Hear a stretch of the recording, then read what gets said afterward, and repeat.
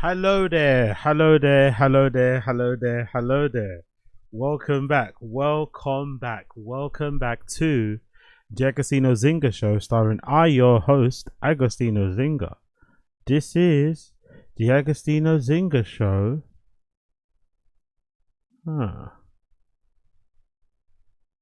Starring you, or starring me, starring you, starring me, your hostess with the mostest, Agostinho Zinga. How are you doing? How are you feeling?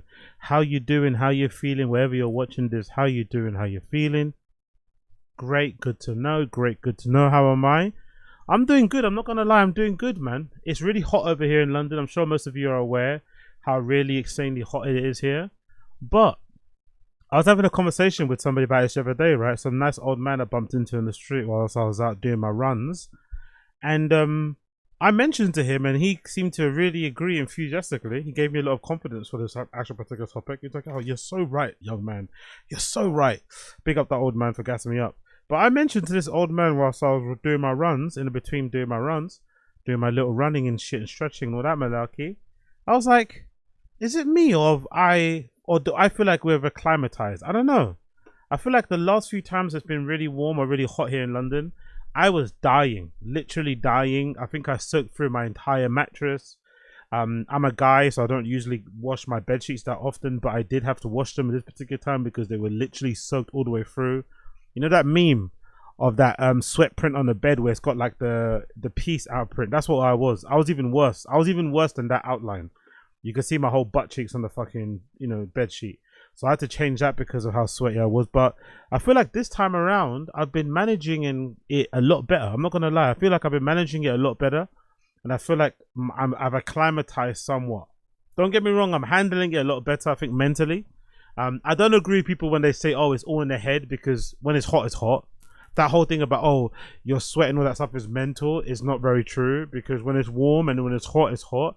But there is an aspect to it that is somewhat in your head, but I feel like I can think and like calm myself down a lot better now that I'm acclimatized to it somewhat, which also makes me think, this is why sometimes, I'm not sure if you guys have the same thing, but whenever I see videos or clips of like locals in like Africa or like the Caribbean or in parts of South America, and they're sitting on the beach or they're sitting somewhere where it's really warm and hot with a long sleeve top on and trousers, I'm like looking and thinking, like, they make me warm, right?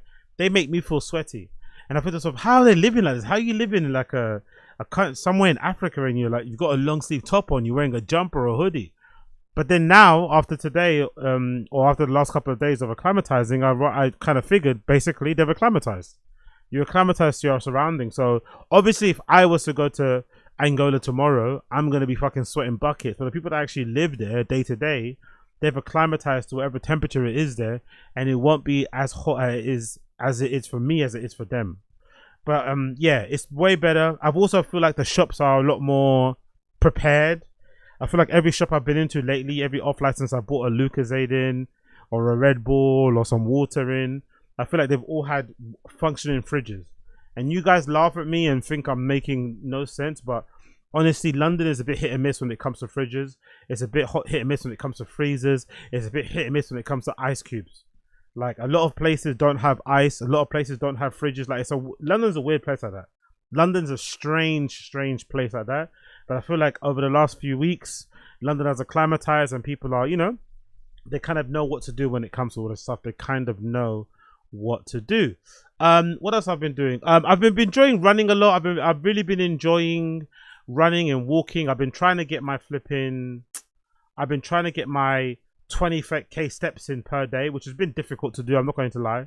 It's been really fucking difficult to do the 20k steps per day. I've been managing or averaging about 15, sometimes low end 13,000. But to do 20,000 steps a day is not that easy, because from what I've experienced, to do 20,000 steps a day, you basically need 2 hours free in the day. Now, I'm not sure about you, but balancing work and content and DJing and all this malarkey, it's quite difficult to find, I'm not going to lie, it's quite difficult to find 2 hours in the day to do an uninterrupted round of walking. It's not that easy. So I've been finding it that a little bit difficult. But we move, innit? We still flipping try. We still flipping go for it. and it's been a really fun experience to, you know, explore my surroundings. I go on different sort of routes, get up a little sweat, and then obviously on the way home I run. I'm still doing my sprints and stuff, so that's been pretty good to keep the heart rate up. And obviously with the heat being the way it is, you end up sweating a lot more than you probably would do. So in terms of being performative, when I finish my run, I'm covered in sweat. People look at me thinking, oh my God, this guy just finished a fucking Ironman. Little did they know, I just walked for 2 hours, you know, and did a couple of sprints. But because I'm, you know, wearing quite a lot of layers, it obviously shows through more, so you kind of feel more like a badass. So running in the summer is a bit painful, really is, because the sun kind of zaps you of energy. You feel really hot and flustered, and sometimes if you sweat like me, you feel clammy and shit. You're not really that fast. I feel like in the summer, I feel like I'm way faster in the winter, blah blah blah blah. But if you like to be performative like I do from time to time, you get to sweat through your clothes, which I really like. You get to have those patches from your back, you know, you get to have your front of your chest all fucking wet and shit from your sweat, and people look at you like you've literally, you know, ran 50 miles this morning. Little do they know, it's just really hot, and you just like did a sprint just on the way here, on the way to them, you know, up the hill. That's all you did. You just did a little quick sprint and you wore tons of layers, so you look like, you know, you look at one of those people that does those type of things. But yeah, man, apart from that, we had the Eclipse the other day, right? Were you guys here for the Eclipse? Were you guys present for the Eclipse? I'm not usually, you guys know how I am. I'm not really a group fun type of guy. I don't even do fucking birthdays, right? I'm not really a group fun type of guy. I don't even do fucking birthdays. But today, or you know, the other day, I decided to partake in the solar eclipse, you know, shebang, and I went out and took some well, as I was out already, I didn't go out specifically for that. Don't get me wrong, but when I was out doing my runs, I did notice everyone, because I didn't know it was on the other day. I swear to God, I only noticed it because I saw people just standing by the side of the road. I was like, what the fuck? Why is everyone like huddled up in groups? Like there was people huddled up in groups around the road, on side of the road, and they were all looking up. I was thinking, what are they looking up at? But I was running, so I didn't want to look up and then trip over, because I've got a tendency of doing that. I sometimes can run and then I'll trip over and shit if if I'm not fucking concentrating. So I thought, you know what, let me not fucking look up. But then eventually I looked up and thought, oh shit, look at that. That's amazing. Look at that fucking eclipse. And obviously everyone was, taking pictures of the fucking eclipse. So I thought I'd take some as well. Mine aren't the greatest, because obviously by the time I saw it, it kind of passed. Don't get me wrong. By the time I saw it, it kind of fucking passed. So I didn't really see too much. But still, you got to see a little bit of my surroundings on the way home and shit. A little bit of the picture that I took out there in the streets. And then the one I really like is this one here, where I went through this little neighborhood where I was running. And you could see basically there was a gap of there was like a building and some trees, and you could literally see the sun peering through that particular gap, and you could see like solar flares. If you zoomed in, the zoom isn't great on here. I didn't really zoom in that much because I was talking to a few of the ladies who were there and busting some jokes and shit. But by the way, I realized I'm a yapper, man. I realized I'm a real fucking yapper. I was like, I was like holding court and like laughing around with these random ladies on the side of the road for a good 20 minutes, not looking at the fucking sun. It was fucking hilarious. So I realized in that moment that I'm a real yapper. I just like to fucking yap. And these ladies didn't mind a quick yap, so I peered through and took that picture quickly. But there are some really nice ones in this particular archive here, courtesy of the BBC. Big up BBC. So the BBC, Solar Eclipse 2026, pictures from the UK and around the world. Let's take a look at this video. Actually, this video might give us a bit of rundown of it. Bring up the BBC. The Solar Eclipse 2026. I think this is the last time it happened was in the 90s, right? Or something like that. Right? I think the last time. But let's check out what they're saying.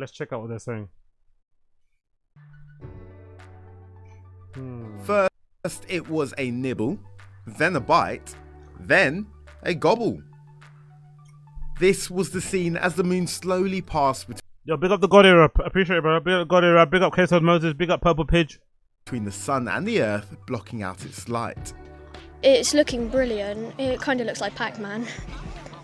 I've never really watched it before, so I'm really excited, and I thought it would be a good opportunity to see spend time with friends watching the solar eclipse. Yeah, and I feel like it'd be cool. British kids are so well spoken. British kids kind of show you the education system is strong here.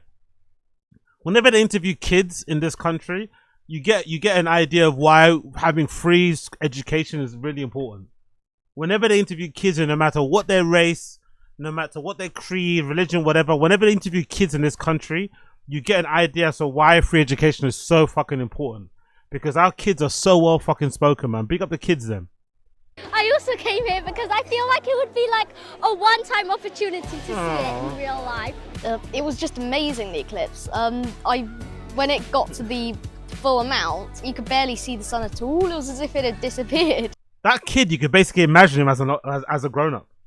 You can basically imagine this kid as he's going to be the same way when he's a grown-up. Exactly the same way. The cadence, the little fucking chuckle. He's going to be exactly the same fucking way. Big up this fucking kid with his cool NASA hat. What a legend. And his dinosaur t-shirt. I fucking love it.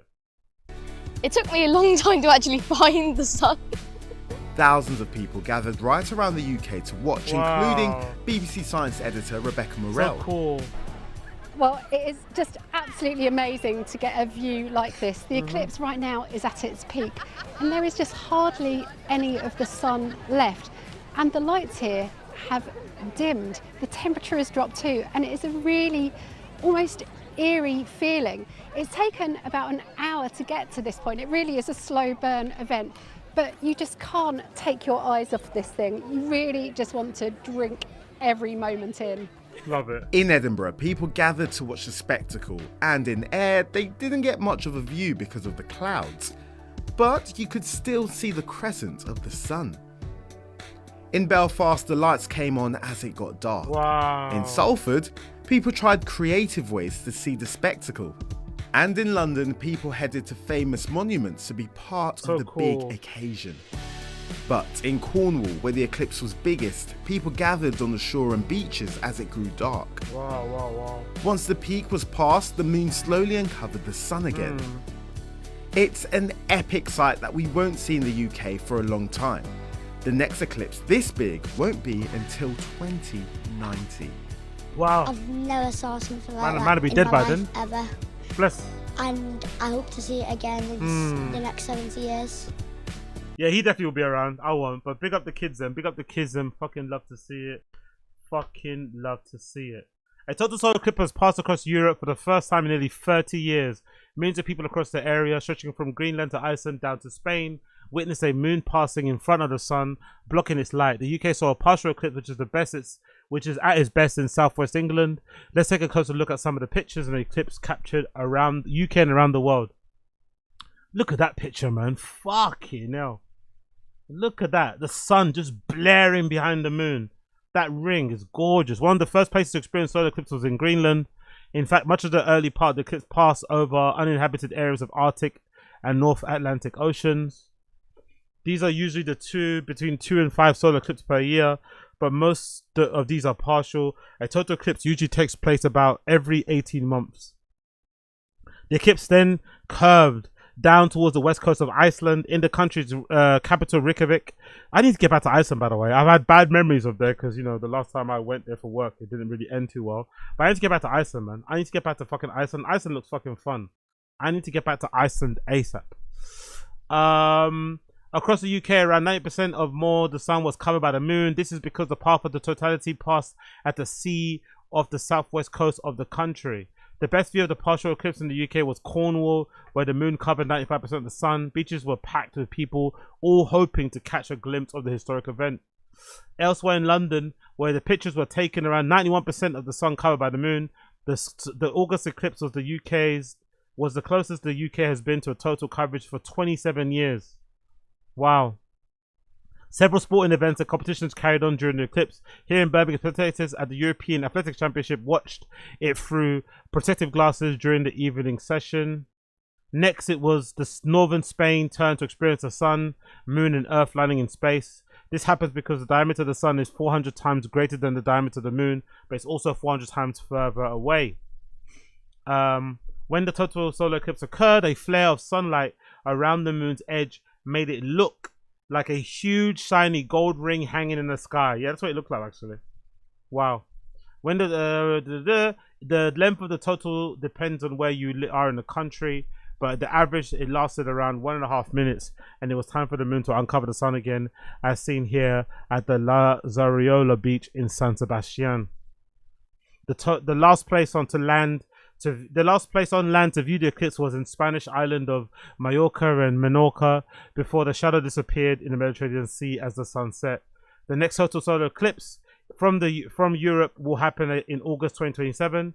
However, people in the UK will have to wait a little longer. The next big partial solar eclipse will take place in September 2081, while the next total eclipse visible in the UK won't happen until 2090. Jesus, right? Most of us will be dead and gone by then. Most of us will be dead and gone. But big up the solar eclipse. I had fun watching it. I had fucking fun watching it. I really fucking did. And you know, I'm not really a what's it called? I'm not really a group fun type of guy. Like, I hate run clubs, right? That's why I hate fucking run clubs. I hate group activities of like fun, you know, adults trying to have fun and shit. It pisses me off because they usually just turn into children. Like, for some reason, adults can't have fun in groups just being adults. They have to kind of make it kiddie, you know? I hate that whole term about, oh, rediscovering your youth, awakening your inner child. No, there is no inner child. Just be an adult that's into things. You know what I mean? You don't have to be an inner child. You can still, you can be an adult that likes to watch cartoons.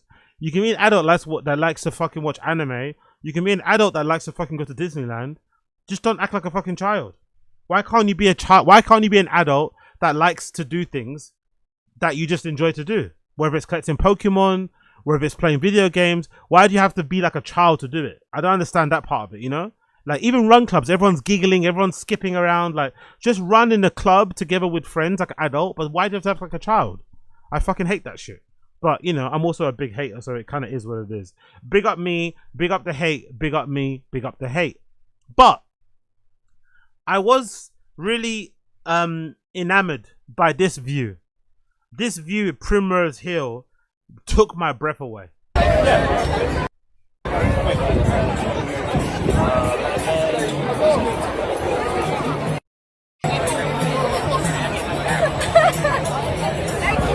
That view in Primrose Hill took my fucking breath away. If you can't see it, Primrose Hill is basically on a bit of an elevation. It's basically a hill. At the top of the hill, you get these amazing views of like the entirety of London for the most part, right? It's fucking great. I've been running up there. I've cycled down it. I've cycled up it.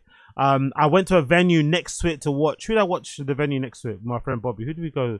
And the New Brothers. Who did we go see? Oh, we went to go see what's his fucking name? I forgot his fucking name again. James Murphy's band. What's his fucking band? The artist James Murphy. We went to go see him play in the venue next to Primrose Hill. So I've been there a few times. And obviously for the solar eclipse day, everyone fucking flooded the park. And they all fucking, you know, stood at the top as far top as they could at the hill to obviously see the eclipse and also get views of fucking London. And it looks fucking beautiful and it's absolutely packed. But it also made me, it also kind of reminded me a little bit of this conversation I had with my good friend Joyce. Big up Joyce. And when I was talking to Joyce when she came to visit recently, she came to London to come and visit. It was really fucking funny. Big up Joyce to come visit London. I always like guys are just funny. Guys are really funny. Big up Joyce, right? She's got a fucking pure heart. But Joyce came down to London. I met her up for a quick cut coffee, quick little chat, and then she was gonna, you know, go to do her own thing. But obviously during the coffee, we got to talking, we got comfy, we got fucking nice and whatever it may be. And she was like, oh, come with me to this fucking gallery exhibition, right? I'm going with another friend. Come. I didn't really want to go. I just wanted to go meet her quickly to have a coffee and then go back home. But I was like, you know what, fuck it. Let me just go anyway. So I tagged along. But Joyce, like, you know, like girls are, I don't think she's like, you know, not the most socially, I don't know, whatever happened, right? But big up my girl Joyce. She didn't inform the other guy who she was going to meet that I was coming to this gallery thing. I think she was meant to meet her after, right? But I didn't know she was meeting the guy also. So I roll up, and then when we roll up to go meet the guy outside the gallery, she walks in front and she sees him first, and then I kind of come behind. And the guy's face when he saw me, he dropped so much. You know what I mean? Nice guy, by the way. Really nice guy in the end. But it was just so funny, his instant reaction. You kind of thought, oh, who the fuck's this guy? You know? I was like, brother, relax, don't worry. I'm just a friend. I'm not here to fucking step on toes. I'm just going to be in the gallery. You won't even notice I'm there. And then I'll be on my way and you can have it all to yourself. Don't fucking worry. But it was just funny because it kind of reminded me of just how girls sometimes lack that social... They lack that, you know? They lack that social awareness. Because really and truly, she should have gave that guy a heads up. Like, hey, I'm coming with my friend. He's in Agostinho. He's a fucking guy. Don't worry, he's my friend. Do you know what I mean? Don't be awkward. Don't be weird. We can still have time to hang out later. It's okay. Do you know what I mean? She should have given the heads up. But she didn't, and I just popped up, you know? Which was funny. But anyway, whilst me and Jess were talking earlier in that day, she was talking to me about how amazing she felt London. Oh my God, London's amazing. Because she hadn't been back for a while. The vibes are immaculate. I think she came for like some dance class or something, right? So she was loving it, right? She was fucking loving it, right? She was loving it. She's like, oh my God, London's great. And I'm not going to lie, in the moment when she was talking about it and I was kind of giving my reply, I felt a bit like a hater. I felt like a hater, and I like to hate online. I don't like to hate in real life. In real life, I'm very optimistic. In real life, I'm very half glass full type of guy.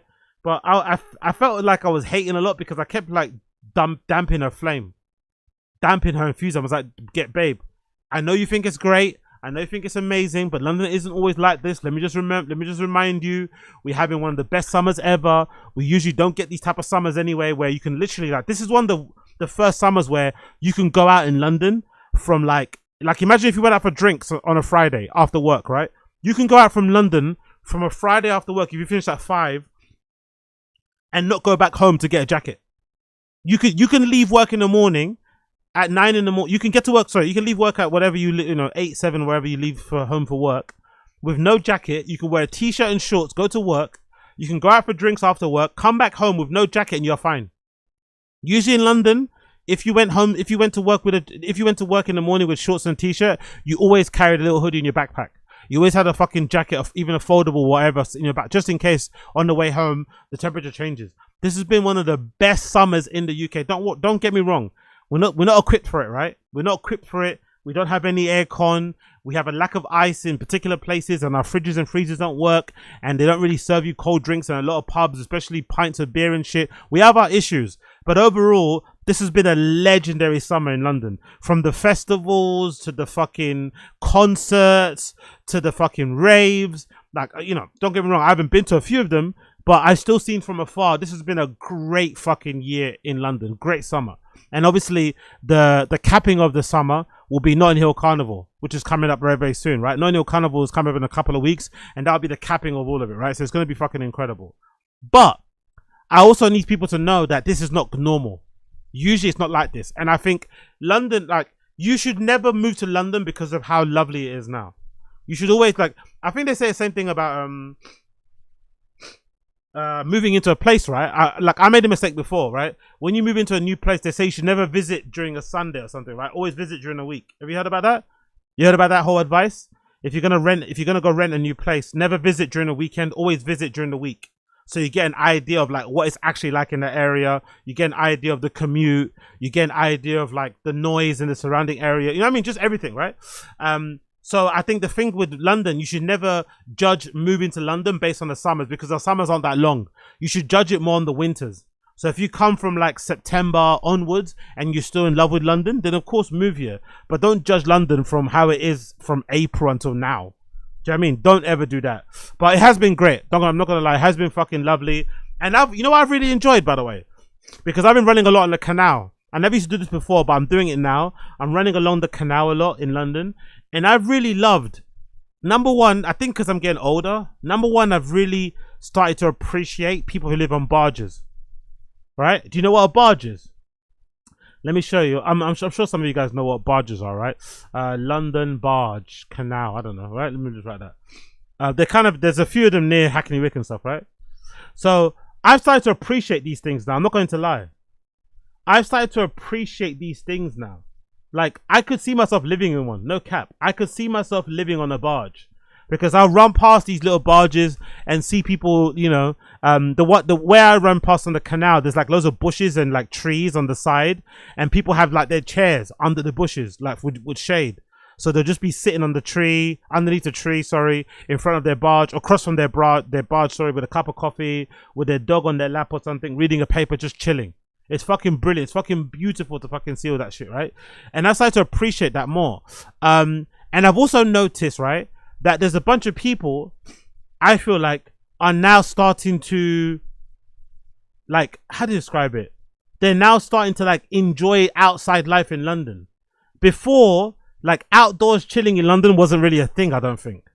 For me personally, I feel that's one thing we really kind of lack. Everything is inside the venue. You have to go inside the venue. You have to pay an entry fee. There's not a lot of spontaneous shit. You know when you go to like Europe, When you go to like Italy, you go to Spain, you go to France, you go to Portugal, they've got a lot of that outside living because it's always hot, right? So everyone's always outside. As soon as the sun fucking hits or the sun rises, people just run outside. They sit on a curb somewhere, they sit on the bench, they grab some drinks, they just chill. We don't really have that in London because it's not really that warm. So people tend to stay indoors a lot. But I feel like this summer, I've seen way more people just chilling by the canal as I'm running. Chilling by the side of the canal. Sometimes they'll post up with their own little chair. Sometimes they'll just be sitting on the benches. People are outside actually chilling. It's so fucking cool. I really fucking love that. And yeah, man, it's kind of reinvigorated London a little bit. It's been a really good year. I'm not gonna lie, it's been a really good summer for the most part. The year hasn't been the greatest for me personally, you know. I've had my things I've had to kind of handle. But I think overall, it's been a really fucking lovely summer. I'm not gonna lie, it's been a really fucking lovely summer, and everyone seems to be in really good spirits for the most part. I think I've had the most random conversations with people on the street than I've ever had before in life.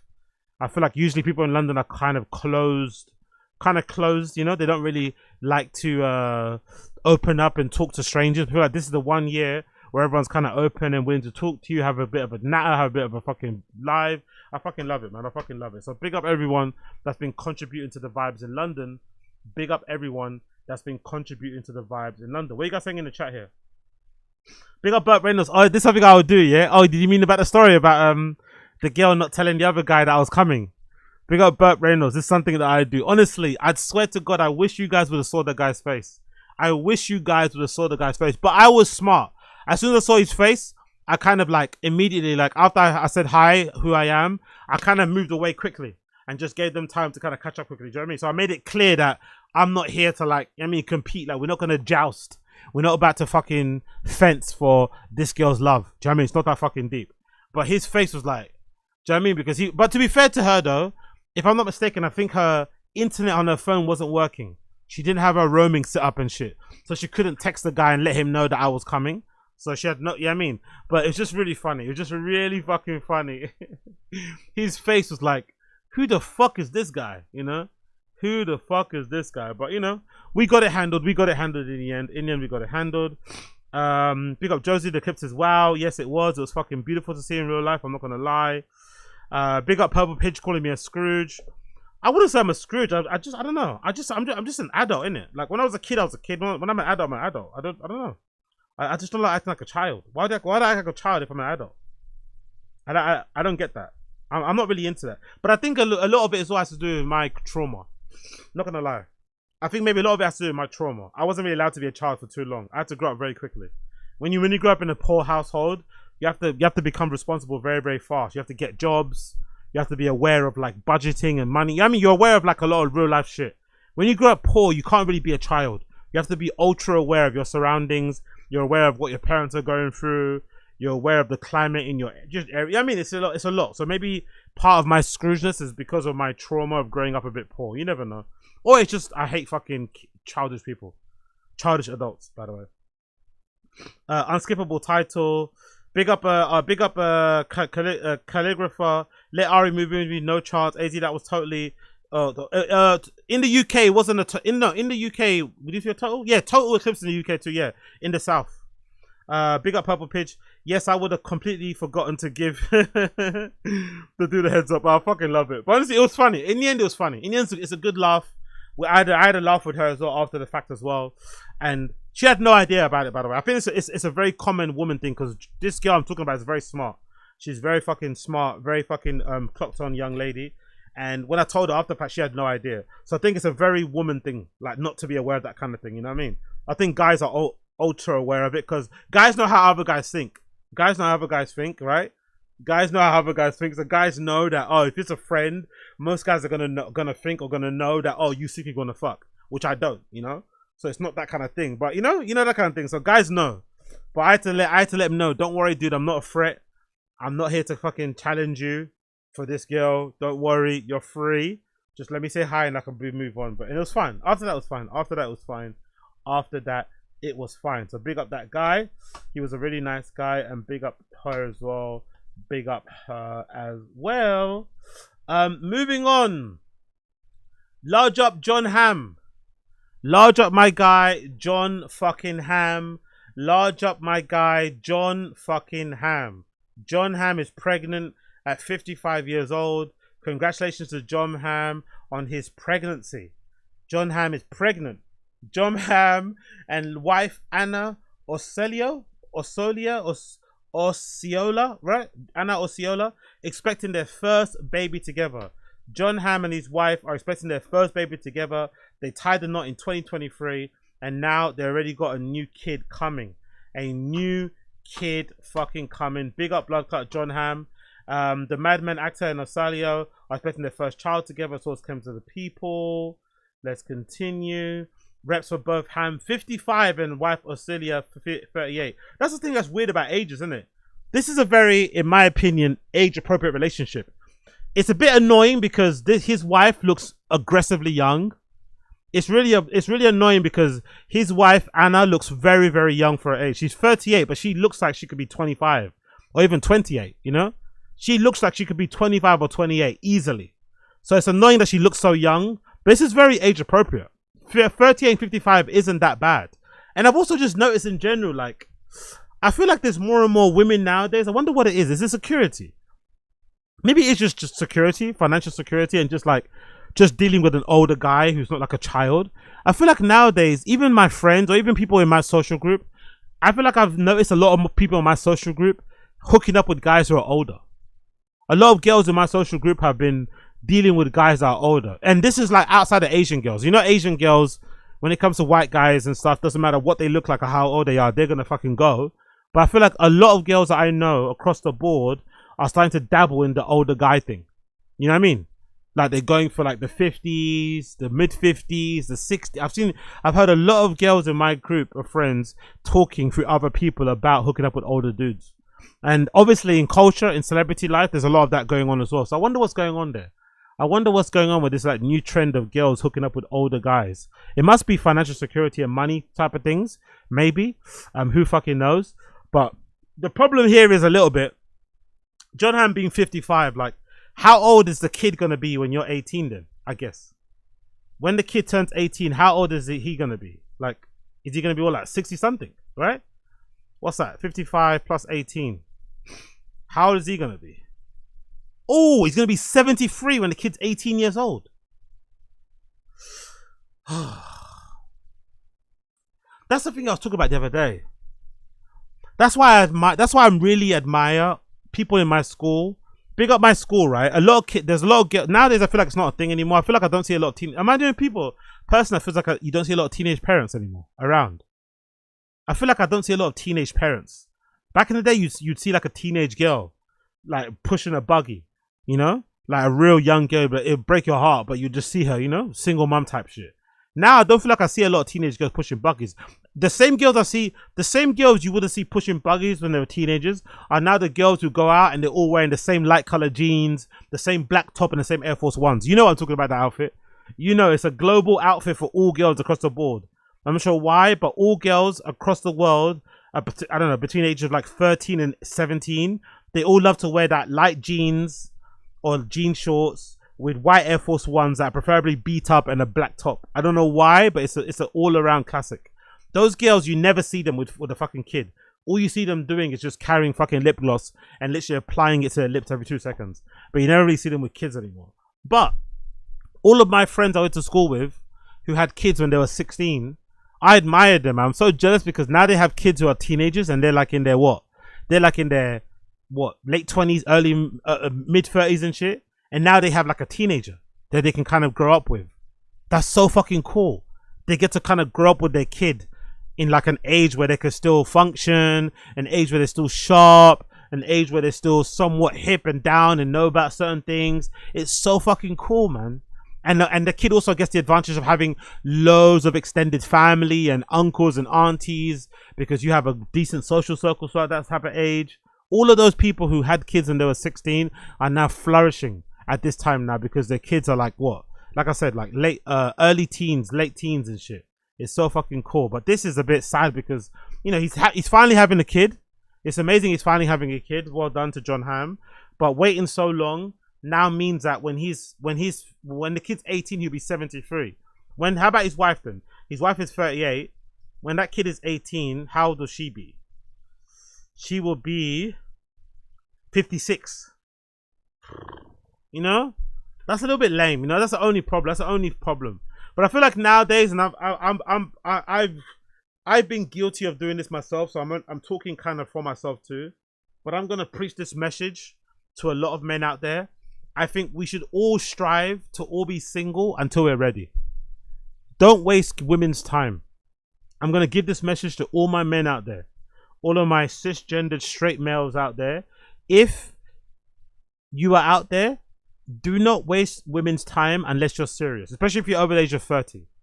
If you're dating a girl, if you're in a relationship with a lady, boyfriend and girlfriend type shit, don't wait for more than 5 years. If you haven't made a decision, you're gonna be with them for more than 5, like seriously marry them, then just break up and let somebody else take over. You know, like allow the whole boyfriend and girlfriend thing for more than a decade. That's fucking lame. That's fucking shit, and it's also wasting the girl's time. Don't waste women's time. And I've been guilty of that myself. It's one thing I kind of feel ultra guilty about, is wasting people's time.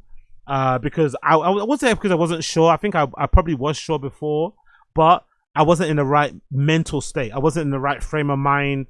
My life was a bit in disarray. I couldn't really, commit or settle down. I would have probably if I was in a better mental state, but I couldn't at that particular time. And again, you end up wasting people's time.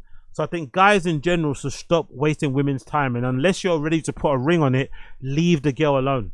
Especially relationship wise. If you want to run and gun, if you're out there and want to run and gun and you want to smash whoever you want to smash, fair play.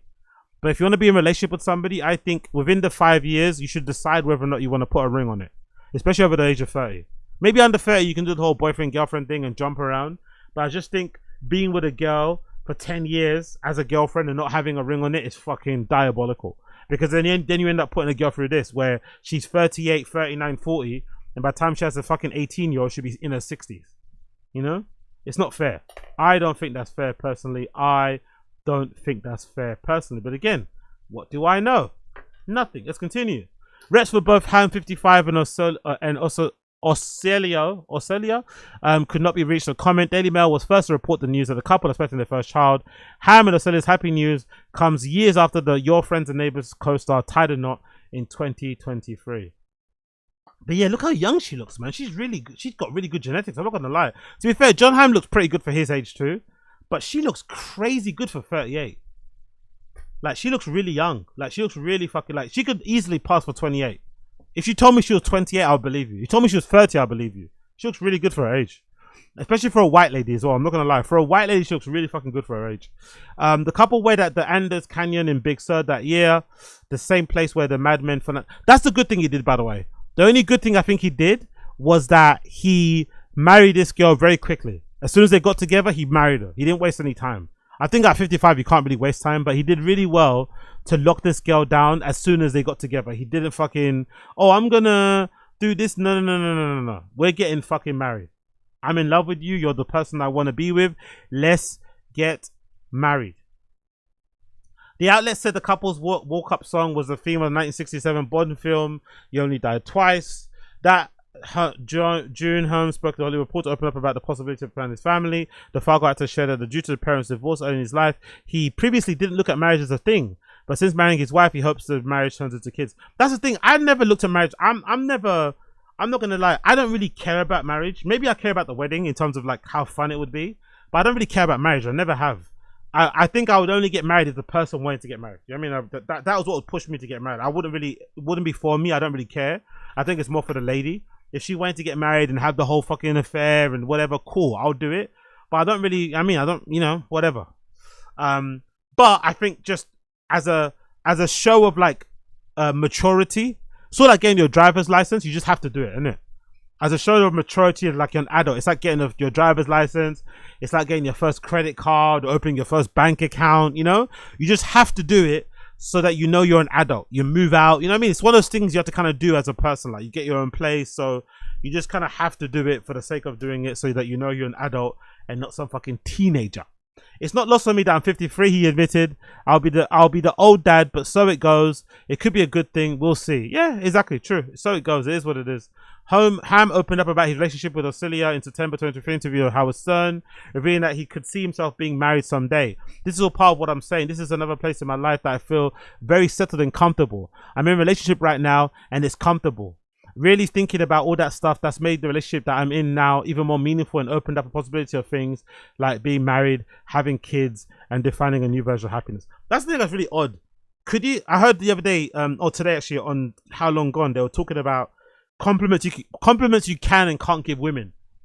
If you rolled up to a woman and you're speaking to her, you know, you're trying to rizz her up and shit, and during your rizzing attempt, you said something like, "You make me feel really comfortable," or You seem really easy to manage. I don't think a girl will take that too well. I'm not gonna lie. Although you mean them really well, if you ever told a girl, "Oh, you make me feel comfortable and you seem really easy to manage," they would not take that well, even though those things for guys are compliments. Like being a girl making you feel comfortable and not fucking nervous, and you telling a girl, "Hey, you're easy to handle," because you've had other women that aren't easy to handle and have caused you fucking issues, she would not take that well. So I don't know. What you meant to, and you can't and if a girl has fucking big tits, right? You can't compliment her tits because that's objectifying, right? You can't do that. If a girl's fucking objectively sexy, you can't call her sexy because that's objectifying too. So what do you do? You're left with fucking compliment outfits, and if you compliment an outfit, she might think you're gay. Honestly, being a guy nowadays is fucking hard. You know, being a straight male nowadays is fucking difficult. It is really, really, really difficult. But I've noticed, actually, what I tend to do sometimes, if I'm riding my bike and I see some girl and I think she looks cool, like just objectively, not even like a hot thing, I think sometimes the cycling the compliment drive-by, the drive-by compliment works. "Hey, I really like your outfit," and you're actually cycling by. You don't stop to like say anything. It really does work because she's then chill because she knows you're not gonna jump off and like harass her for ages and kind of what's that thing called, kidnap her time. And you also get to not see the reaction, even if she like rolls her eyes or something. You just say, "Hey, you look really cool." She says, "Thank you." I mean, you can just keep going on. I kind of like that. But in general, I don't know. Maybe just keep yourself to yourself, you know? It continues. "It sounds hokey or whatever, but it's real, and for one of the better word, it's what I'm working for.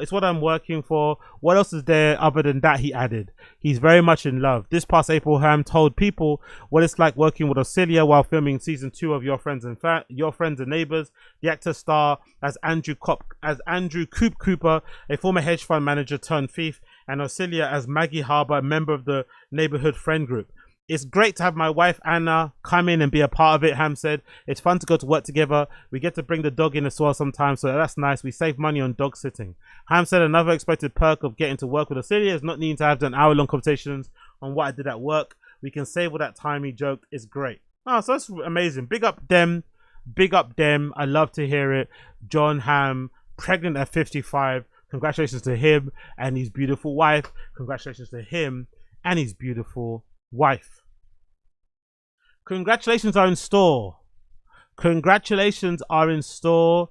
Congratulations are in store to the one and only, my GOAT, my fucking hero, Ye, on the inclusion of the Yeezy brand in JD Sports. Yes, you heard it right. Yeezy is now available in JD Sports. Yeezy is now available in JD Sports. Unfortunately, it's not the full line. It's mostly slides from what I've seen. It's mostly fucking slides, but big up Ye for finally getting Yeezy available in basically worldwide stores. At the moment, I think it's only in the US, but you'd imagine with the deal being in the US, it's probably going to, expand and come the rest of the world as well, which will make it easy for us to purchase, because one of the things that's kind of holding me back from buying from Yeezy.com is all of the wait times. If you go on the Yeezy subreddit, you'll see a bunch of people on the Yeezy subreddit purchase things, and get the boots the next day. Sometimes they'll purchase a pair of boots and get it 4 months later. It's all over the place, the fucking shipping times. But I really want to get some stuff on the website. I really fucking do. So if long term this becomes a partnership that they kind of expand across the world, I'm definitely going to be on it and buying loads more Yeezy, because I like a lot of the basics. I'm not going to lie, I really like a lot of the basics. It's definitely within my style. And I love I think the off rip, I think I've liked the sunglasses that he's got, the kind of Prada rip-offs. I love the bomber jackets, the hoodies, obviously the boots that I really like as well, that they're really nice. And the bullies, the sneakers as well, really cool. And some of the bags too. There's a couple of decent bags in the collection too that I wouldn't mind fucking checking out. But Ye actually tweeted for the first time in a long time. He said Yeezy is the apple of clothing. Yeezy is the apple of clothing, which I definitely agree with, and obviously everyone's going fucking crazy with that absolute statement because Ye hasn't really been around for a while when it comes to the Twitter because he's, I guess, working on his health and whatever else it may be. So he said that, and then of course, big up Over and Under. They said Ye says Yeezy apple of clothing, and we've got now a nice little slideshow showing Steve Jobs walking on stage with somebody superimposed Yeezy on the obviously the screen. And then the picture that I love the most is this one. This picture is the one I love the most. Ye at an Apple store giving a fucking keynote speech. Remember back in the day we used to do that a lot. He used to get on stage and give these impromptu keynote speeches at the end of his fucking concerts. They're fucking great. By the way, I really love this fit. This fit is fucking legendary. United States Postal Service bomber vesting over the hoodie, the early prototypes of Yeezy boots, black jeans, the purple hat. Like Ye used to get the fits off. I still think he dresses great now, but Ye used to fucking get fits off, man. He used to fucking get fits off on a fucking slide. Big up fucking Ye, looking absolutely incredible there. And then we got some other bits and pieces there showing you the full collection of sneakers going to be available at JD Sports going forward. So in JD Sports, they're going to have the following sneakers available: the BL01s, the Bullies. You're going to have the HL02s, which are the heeled shoes, the Aqua or the AQ01s. You're going to have the Yeezy Slide 01s and the Yeezy Slide 02s. I guess the difference on the Yeezy Slides is one of them has a bit more of a sloped look and one of them looks more of a heel. It's a bit of a lumpy. I think I actually, if I was going to wear a pair of Yeezy Slides, I'd probably prefer these actually. I'm not going to lie. I think I prefer the ones at the bottom. The ones at the top are the classic Yeezy Slides with the ridged sole. But I quite like this effect here on the Yeezy Slide 02, on the Yeezy Slide 02. It's got more of a round bit here. And the sole's a bit thinner too. Because I don't really, I've seen a couple of girls recently actually walk past me wearing the Crocs. The Crocs with the really thick sole. So essentially, Crocs have basically made their own version of the Vetements shoes, right? Because Vetements back in the day when Demna was there, did a collaboration with Crocs, if I'm not mistaken, right? Those amazing Vetements sandals that were really high, and they had the fake metal badge thing at the back and shit. You remember those ones, right? Crocs have made their own inline GR version, and I see a bunch of girls wearing them recently, some in pink, some in black, and they don't look that comfortable. They look a bit like stiff, you know, they look a bit stiff and a bit clunky and a bit wooden. Personally, when I wear my Crocs, I've still got a pair of Crocs now on my feet at the moment. They're really comfortable, they're really soft, they're really malleable. Do you know what I mean? That's what you want Crocs to be. So I don't really want a thick sole, because a thick sole would mean they're going to be really fucking hard. So I prefer actually the 002s at the bottom there. But yeah, big up Ye, man. Great lineup of things available already there in JD Sports. And hopefully they make it JD Sports here in the UK. Already sold out. Yeezy 01s are sold out on JD Sports site. Yeezy Slides already sold out on JD Sports site. Ye's back outside, and his new Yeezy footwear is back in stores on Thursday. The shoe store JD Sports announced an exclusive collab with the rap star via collection they're calling the new uniform. The collection includes 2 pairs of slides and features of various colorways. So this isn't okay. This isn't JD Sports stocking Yeezy. They're titling as a collaboration. Interesting, because I just thought it was just JD Sports stocking Yeezy. No, they're saying it's more of a collaboration between Yeezy and JD Sports on a 6 pairs of shoes basically. Interesting. Another tweet here, courtesy of Yeezy Updates. Big up Yeezy Updates. Former Adidas executive Yeezy GM John Wexler made a post about the upcoming Yeezy drop at JD Sports tomorrow. He also liked to comment about potentially being back working with Yeezy. Oh, love this. So maybe John Wexler was a middleman in between working with fucking by the way, so Ye's always done that. So Ye's always worn quite expensive watches, right? He loves wearing Richard Milles. I quite like that, by the way. I like that Ye wears, right, very plain clothing, but then always has a fucking Richard Mille or a fucking crazy watch on. That's actually kind of cool. I'm not really into those expensive watches, but that's a great way to wear them. So you see here, Wax is back with Yeezy. The world is healing. Someone you like that. So yeah, so I guess Wexler helped a little bit with that. That's pretty cool. And then here's a video. Reggie Walk and Yeezy at JD Sports. So big up this kid called Reggie Walk. Let's hear what he's saying. Yo guys, what's going on? Reggie Walk here. here at JD Sports at American Dream. We got Easy Slides 1. We got the white ones. We just went to the other mall actually, and got the other pair. We got black ones on the feet. You want to take a look? Who's doing it like me? Different. We're different out here. We gotta get some different socks, but one white, one black. No one's doing it like me, bro. Go ahead, copy Yeezys. That's all I gotta say. They look really good though. It's an iconic style, man. I'm not gonna lie. It's iconic. A lot of people have copied it, but it's an iconic, undeniable Yeezy classic. The Yeezy Slide. It's an iconic shoe. It's an iconic sandal. I can't even imagine how many Yeezy Slides Ye has sold since the inception of that design. Since they first designed them, I can't imagine how many they've sold. From the moment there was like Yeezy or Adidas type of, because I think they started, when did the first Yeezy Slide launch? Was it around the time he was working with Adidas still? I think so, right? I'm pretty sure the Yeezy Slide original launched with Adidas. So they've been around for a while and they've been copied by everybody. Like copied and copied. The one that I like the most, actually, I'm not going to lie. The Yeezy Slide that I like the most, the Yeezy copy I like the most is the one Justin Bieber made for his brands. Is it Skylar? I think the Justin Bieber designed Skylar ones are actually pretty decent. They're like a copy of the Yeezy Slide, but they're made a bit different. If I'm not mistaken, the actual strap is made of like a fabric, and then the sole's a bit more spongy. They're really fucking nice. Those ones are really fucking nice, but everyone's got a copy. Everyone's got a particular, like a, what's it called? A 3D or plastic molded kind of shoe style that they've kind of made. So big up Ye, man. Classic design, man. Legendary design. Legendary design. Physical retail stores, all the locations available for it. More news there. People posting pictures of them getting a pair. The advertisement outside of JD Sports showing the Yeezy stuff on the side. So that's the prices. The Bullies are 108 in store. The Aquas are 66. So there's a bit of a bump in the pricing. Online, I think they're $20, right? If I'm not mistaken. Aren't they like $20 online? I think they're $20 online. Let me just double check. I think they're $20. So there's a bit of a bump in pricing on the in-store, but you get to buy them in-store. You know, that's a great thing. So let me actually see. Is it so the years? Okay, the zero. Oh, they're 50. Okay, I thought they were cheaper. So the other slides aren't actually available. The 01s aren't available. Oh, no, the 01s aren't available online. The 01s on. Oh, there they are. The 01s are available, but they're $40. So they're a little bit of a bump up in store. So they bumped up to about $4 basically. But you get to buy them. You get to actually have them physically in your hands. That's the great thing. Hopefully they make these, the SL03s. Because that's what I really want. These are the ones I really want. I want the SL03s. I want these ones so fucking bad. I want those ones so bad. I also want these glasses. These are fucking great as well. Hopefully they get the full collection stocked on there. But there's some great things here, man. Is that Parker still there? No, the Parker's gone in it, right? I think the Parker's gone.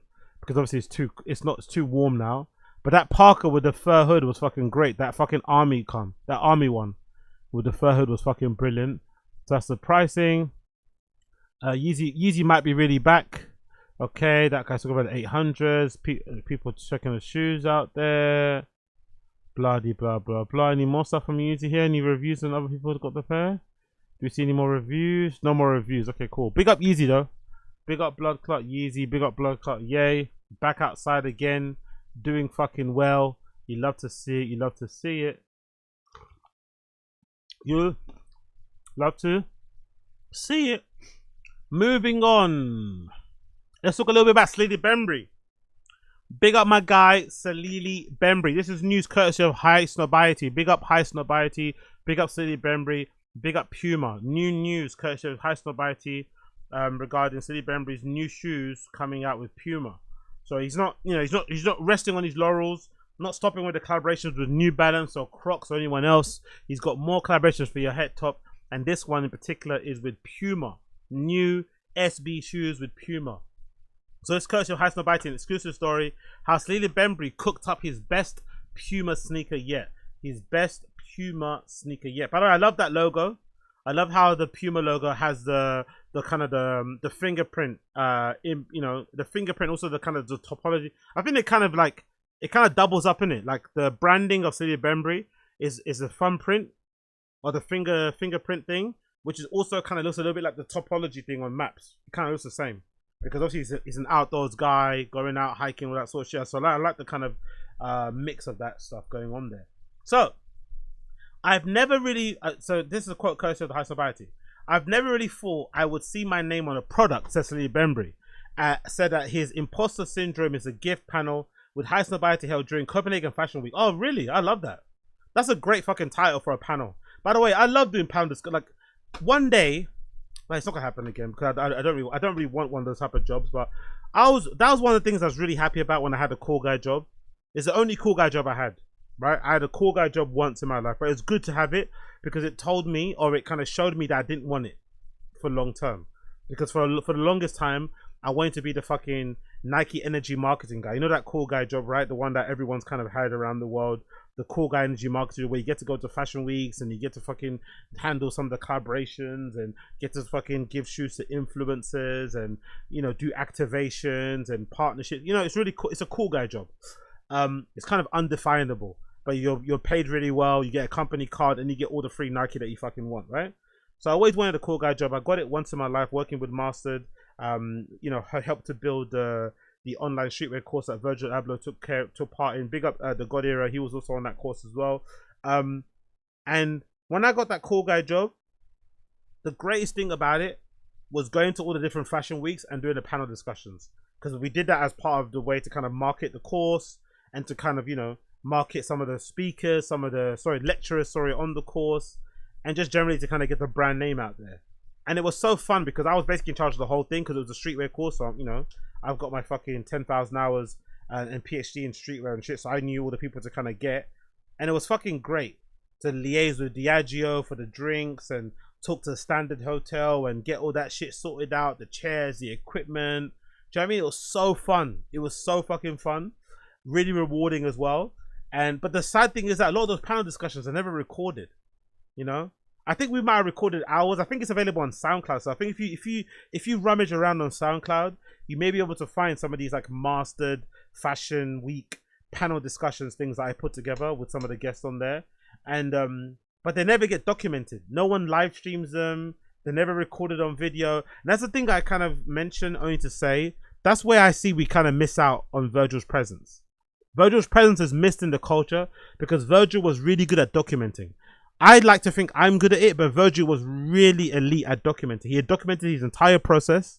He always showed you how his brain think. Like Virgil was very big on like showing you his research, showing you what he did, right? How he got to his fucking answer, or showing his work. But there's a lot of people that do that now. The people go to these fucking great panel. Like that's a fucking great title for panel discussion. Imposter syndrome is a gift. I would have loved to have seen or heard verbatim what people like Salehe Bembury and others were saying on the panel regarding that particular topic. That's a great fucking topic for a panel discussion. Anyway, continuing on. Sorry about that segue. Big up the undiagnosed ADHD and big up everybody watching. Like the stream, subscribe to the channel. Bembury's new Velum Nitro 2s running sneaker is a sequel model, which admittedly is even cooler than the original. Okay, I didn't know this is the second one. Oh yeah, the first one we saw, was it? No, the first one is the one I saw Ronaldo wearing recently. So I guess this is the second one. No, the first I ever saw of him collaboration with Puma was the one that I saw fucking Cristiano Ronaldo wearing during the World Cup. We got a first look at the upcoming pink colorway, which includes a wavy mesh paneling, stacked soles featuring Puma nitrogen infused foam technology, and Bembury's signature fingerprint textures. Oh, and Bembury signs his name on the heel next to Puma, of course. It's a freaky, fun, and fashionable. It's classic Bembury. It's freaky, fun, and fashionable. Come on, high snobiety.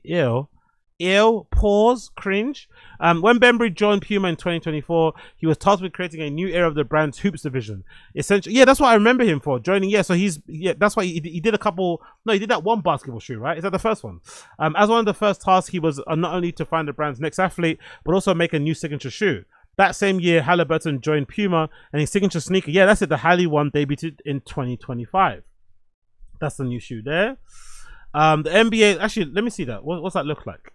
The Halle 2020. Let's see that. What's the Halle one look like? The Halle one. Yeah, I remember. Yeah, this I've seen. This I've fucking seen. No, hold on. This I've fucking seen. I'm pretty sure this I've seen. Where is it? Where's the Halle one? Give me the Halle one. Where are you? Have I seen the Halle one before? I mean, I've seen those other ones before. Okay, no, I've not seen the Halle one. No, yeah, I've seen this one before. Yes, okay, so that's the premium shoe that Salehe Bembury created, which I guess is less of a Salehe Bembury collaboration and more just a shoe for Halliburton, but Salehe Bembury is obviously the designer, I'd imagine. Or does it say on the box his name as well? This might be his first signature shoe with Puma. Maybe. I don't know how that works technically, but big up him regardless. Let's continue on with the article. The NBA and basketball, one of the main catalysts for me wanting to become a designer. That's how I thought my career would start. I always thought if I would become a sneaker designer, I'd be into cross training. I'm not going to lie. Because obviously my idol was obviously Tinker Hatfield, and that's what I first kind of got into, like air trainers and shit. And I love the whole like cross training aspect of it, the different types of tread, the different types of straps and inner linings and inner soles and foot positions and fucking ventilation and toe box shape and the foxing. No, so you know, if they were fucking what they called, if they were what's that fucking name? What would you say when the fucking shoe, when the foot kind of sits a bit lower than the actual midsole line? I forgot the name of it, but you know what I mean. That's what I kind of always went through. I thought that's a really great, but people don't really do that anyway nowadays. Cross training shoes aren't even that great. There's a lot of specialized shoes, and people don't really do cross training shoes. They're always specialized. But hey, what do I know? That's how I thought my career would start. About 10 plus years passed before I got to do that. Then I got to do that, and it was very emotional, and it felt like a very full circle moment. But Bembury told High Snob to senior editor Jason Meges. What's his name? Megiesi. Jesus Christ, what a fucking name. Jason Megiesi is kind of palsy, you know? Your surname being Megiesi is kind of palsy, no? Your surname being Megiesi is kind of palsy. But big up Jason, though. It's no wonder why everything Puma and Bembury feels so very meant to be. They clearly have a great thing going on here, and that goes beyond the courts. We scroll down. So the City Bembury Nitro sneaker are expected to release later this year on Puma's website. So far, the model looks to be debuting pink colorway as well as the silver option. So let's check out Bembury's Instagram account, actually. Maybe get some more images and shit of what's going on here with the pairs and shit. Maybe we'll get a little video. So yeah, there's a little video of him, I guess, making some stuff as well. What we got here? We got imposter. There we go. Imposter syndrome is a gift. There we go. Some clips here. City Bembury sees imposter syndrome as a sign that you're doing something right. Sitting down with High Society editor Suburban Hoodie. Is that him? That's the guy that's got Megacy. That name, maybe. The famed footwear designer chatted about the disadvantages of surpassing expectation and authentic spark, citing experiences with different phases of his career, from time spent working for heritage designers to launching his own latest brand, Be Sponge. So he dropped some gems on how he navigated the industry for more than 2 decades. That you looked up to. In case you're wondering, it's not, the sound is not me. The sound coming out one earphone is them. They recorded it in mono, probably. Didn't record it in stereo. So if it's coming out one ear, it's me, not. It's him, not me. You were like, these people are showcasing a different side of how to make it in a certain way. I don't want to say the most obvious one, but I would probably have to say Virgil, just because he was an amazing example of what can happen when someone enters a space that potentially there's not too many people that look like him, and how he can disrupt, and the opportunities that exist for people that look like us. So that, I guess, right before I was about to enter Versace, to see someone like Virgil enter LV, break rules. Recently saw the Odyssey. I learned a little bit more about the Trojan horse, and I remember when he had a Brooklyn Museum show, there was a tote bag or a t-shirt that said "Through the sunroof of the Trojan horse," and that was ultimately about him breaking into that space and welcoming us behind him. Virgil was absolutely one of them. And then also visually, I always used to think that individuals that took like business class flights and did luxurious things always had to wear suits, and to see him break down the walls that he did wearing a hoodie kind of let me know that it's not necessarily about the packaging, but it's more about the result of the work. Coming out there. Yeah, I agree. And I just think, for me personally, what I liked about Virgil more is that, I'm not sure if it was a conscious effort, but I feel like he showed us, because I feel like he knew, because he's a scene head just like we all are, right? Because he's obsessed with the scene just like we all are, I think he fundamentally knew a lot of people out there didn't rate him as a designer. I think he knew. But he wanted to show us how, just through pure grit and determination and just reps in the gym, he was going to make it.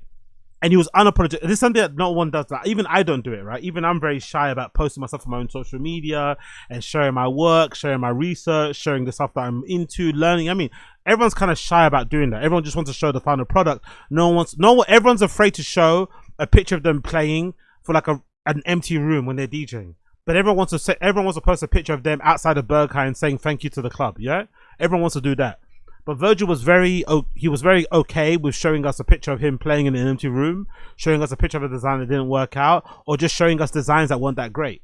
Because he wanted you to see the steps of what it took to get to that big job. So when you eventually saw the news on Business of Fashion, on New York Times, about him having collaboration with IKEA, about him getting a job at Louis Vuitton, you're like, oh shit, that same guy who I didn't rate before, his style got that job. You can kind of look back on his Instagram and see a whole fucking breadcrumbs, whole CV of things that he did to kind of get to that kind of job, which I thought was fucking great to see. Because again, people like myself as well, we're too hung up and too shy about sharing that kind of process, or kind of, you know, pulling back the curtain and showing people kind of what goes on. And he was really good at doing that. So big up Virgil for that. And also, again, like you said, being an example for people to show, yeah, you can live in that world. You can be working with these big brands and not be just, you know, and not fucking be wearing head to toe fucking Laura Piana. You can roll up to these meetings in a hoodie. You can fucking collaborate with these people off your fucking iPhone, and it can still fucking work. So big up Virgil. RIP to him. Was there a moment maybe before you officially entered the industry that kind of showed you, this is something that I'm good at, this is something that I want to pursue? You have like an inciting incident maybe? Well, we were kind of talking about this earlier, is that it's kind of like about these initial goals that you set for yourself, and then once you accomplish them, you kind of move on to the next. So we were talking about the concept of like the ceiling, and that seeming like the highest level that you can get to, and then when you break through that ceiling, which is oftentimes pretty thin, then you realize there's another ceiling and then another. So I think it's about really just appreciating those transitional moments. What was that moment like for you, realizing first time you broke through that ceiling? I think that's a pretty powerful thing to realize that, you know, you set this goal and you're like, is this far? Maybe not as far. I'm not gonna lie, before you answer the question, I've noticed whenever you get your first big break and you break through that ceiling, I'm not sure about you guys if you're the same, you fantasize about the moment a lot more than what you actually do in the moment. When you get your first big break, your first big booking, your first big client, you're happy you finally did it. You've kind of proved yourself right. You've proved the doubters wrong, blah, blah, blah, blah, blah. But I've noticed you just want to get back to work and do more work. Now that you've seen that it can work, it can happen, you got the big client, you got the big gig, you got the big fucking booking. Now you just want to do it again. You want to rinse and repeat. You want it to become like a regular thing. You don't want it to become like a one-off. You're not like so happy to be there. You're not all fucking giddy. You just want to do more fucking work. That's what I've noticed anyway. For me, at least. Let me hear what Sage Bembury has to say.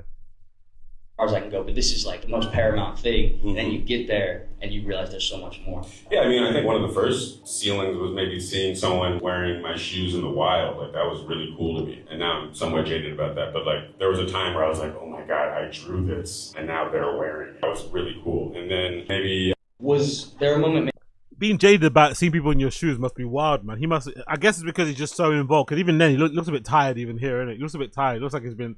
I mean, too many planes, too many fucking meetings, too many meetings on Teams, too many meetings on Zooms. He looks like, you know when someone has been on Zoom for too long? Too many meetings on Google Hangout, on Google whatever, too many Slack calls. He looks like he's tired, so that's probably why. Maybe when you're actually in the thick of it, it's different. Because for me, when I think about designing a shoe, I'm like, oh my God, designing a shoe, getting to fucking draw it, add the colors, touching the materials, going to the factory, getting the different samples, wear testing them, but the realities of it are probably different. And also the invoicing is probably, oh, I can't imagine what the invoicing. I don't know how it works though. Maybe it's different with Puma. Maybe Puma should give you just money up front. But I'd imagine if you had to invoice some of these big brands, woo, it's kind of tough. It's kind of tough. More pictures of him at the so by the way, I was wrong about the discussion. I guess it was filmed. But what the fuck are those? Oh, I like them. What are those Pumas as well? Are those new? They're not out yet, right? Are they? I really like those. What the fuck are those? Those look amazing. They remind me. That so reminds me of the Mitre. I had them back in the day.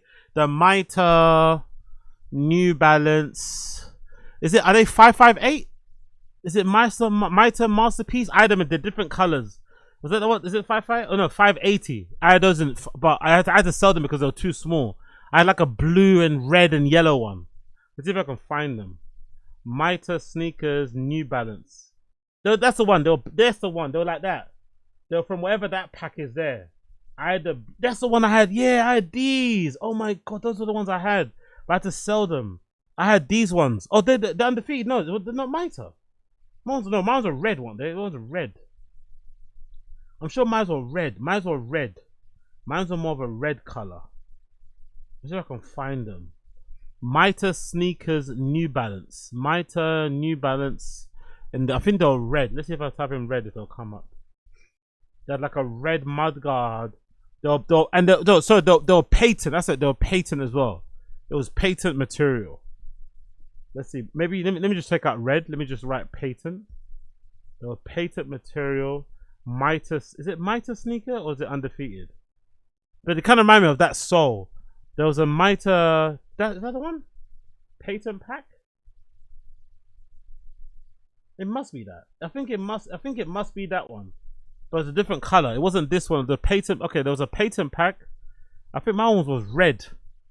Anyway, they remind me a little bit of those. That midsole reminds me a little bit of those. There's a similar sort of effects on it. But I really like these. I think they might be Puma too. They're really nice. Let's continue. Also, I got the book too. I need to do a flick through the book. I'm gonna do that one day. Live stream. I got the book too somewhere. I got to do a flick through of that as well. Big up to Bembury on the book.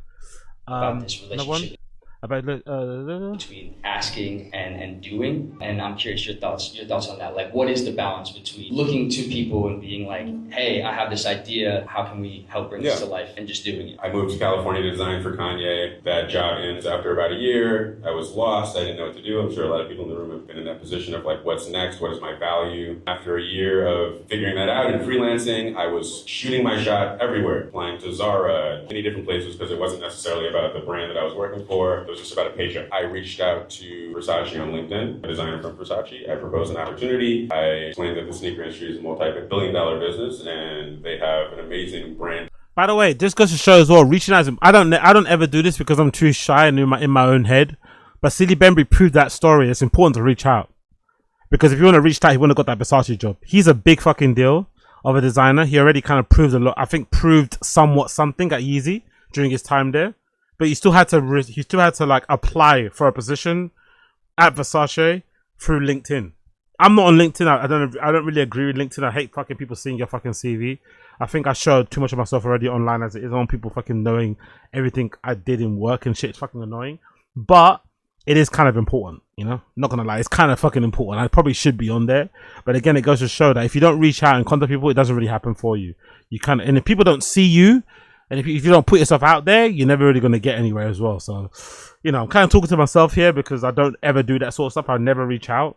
I kind of just hope people will stumble across me and think, oh my God, he's awesome, you know, which is fucking dumb because that doesn't happen that way. But, you know, big up Salehe Bembury. Good story, that. DNA that could easily translate into a sneaker program. This is me just shooting my shot, defeated from my couch at 2 p.m. on a weekday, you know, not dressed or showered. Donatella got back to me about 3 days later, and she was really interested in the ideas that I was proposing, and truthfully, I wasn't even that familiar with who she was because I didn't go to school for fashion. The task was to go out to Milan, show my ideas, and tell her what I thought was cool. About this relationship between asking and whenever I get any kind of design opportunity, the first thing I experience is imposter syndrome. And then from there, I'm like highly motivated. And then I get inspired. And then, you know, maybe there's like 4 or 5 other things. But the end goal has often been success. And so now I almost feel that when I receive that imposter syndrome, that lets me know that I'm still invested and I still care. I would actually be a little bit more scared that if I had some kind of opportunity and I felt nothing. I'm not going to lie, he might be the best person I've seen with imposter syndrome. I feel like most people who say they have the imposter syndrome, it's just a way for them to kind of like procrastinate. And it also is a telltale sign that you're shit at what you do. Because I never have imposter syndrome. I never have. I've always felt I was fucking sick. I've always felt like I'm the best DJ. I've always felt like I'm the best designer. Although I have nothing to show for it so far in public, I've always felt like I'm the best DJ, I'm the best designer. I've never ever had an issue with imposter syndrome. I've always felt like I'm the sickest in the room at every single time. But I feel like some people that always talk about imposter syndrome use it as a way to kind of, it's kind of like a weird humble brag. If you talk about imposter syndrome, it kind of makes you feel like you're a real designer's designer because you have self-doubt and you're not all egotistical and narcissistic and shit. It's like, nah, I always believed I'm the guy. I've always believed I'm the fucking guy. I've always believed I'm the best artist. I'm the best designer. I'm the best DJ. I'm the best fucking yapper. Do you know what I mean? Always. Doesn't matter if I got 1 view, 2 views, 1 million views. I've always kind of had that weird inner confidence. But I feel like Salehe Bembury might be the best person I've seen designer-wise with imposter syndrome. Because he's actually accomplished, you know? He actually backs the talk. Walks the walk, for lack of a better term.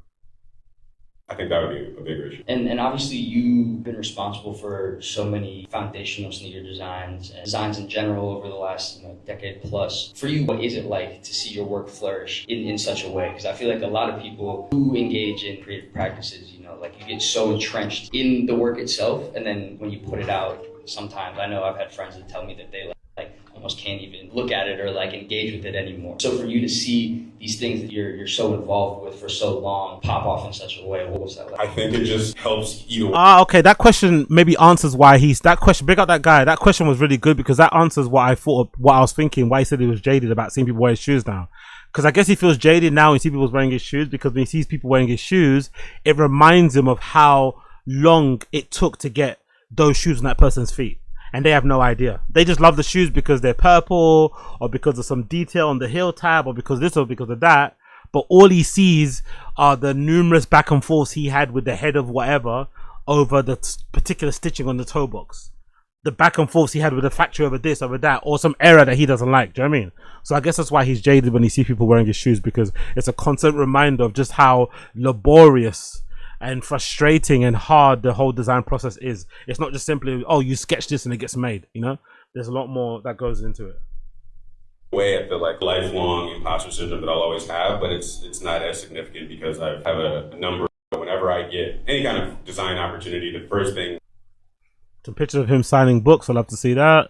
How did those moments kind of change your outlook on your process and your discipline and your relationship with, the overall craft that you engage in? People reaching out to me. I guess perhaps it's like confirmation that my work is resonating with a group of people. I think at that point, really, I started to understand the importance and the value of community and community building. Because at first I was really, I'm like kind of a selfish designer. I make what I like. But then when I started getting confirmations that there were other people that also enjoyed what I like, for any vulnerable designer that is having imposter syndrome, that's like the best confirmation that your work is actually being received positively. And I think like just getting straight to the word of or the phrase of this. Yeah, I guess it must be good when there's a big up the Ben Davis shirt, by the way. I saw a girl the other day wearing a pair of Ben Davis jeans. Oof, so good. There's something about girls wearing like workwear that always kind of gets me. I'm not sure it's because, I've got some inner dyke fetish or something. I don't know what it is. Big up my lesbians out there. But seeing a girl in fucking workwear, ooh, that does something to me. I don't know why. Seeing a girl in workwear does something to me. I saw a girl wearing a pair of fucking Ben Davis jeans, dark indigo, with some sandals and like a black top. Like the kind of contrast of like the Ben Davis carpenter trousers or carpenter style jeans, like really rigid with like sandals, and then the black top, the black like kind of top with like a thin spaghetti straps, like swag upon swag.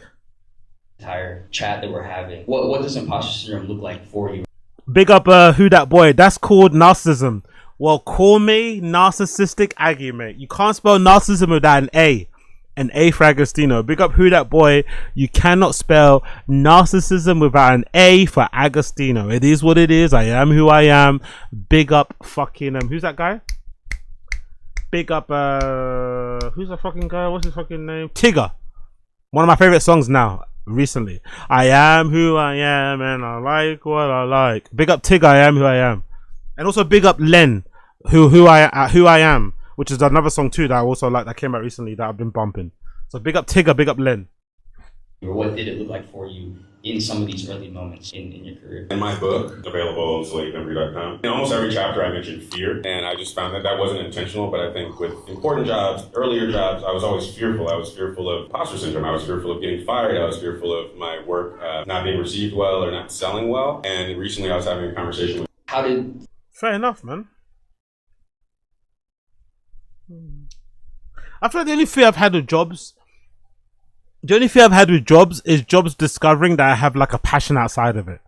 Because I'm a yapper, so eventually I'm going to talk about stuff that I'm into, and I'm not really into the job. I'm into what I'm doing outside of it because I want to make that my full-time gig, right?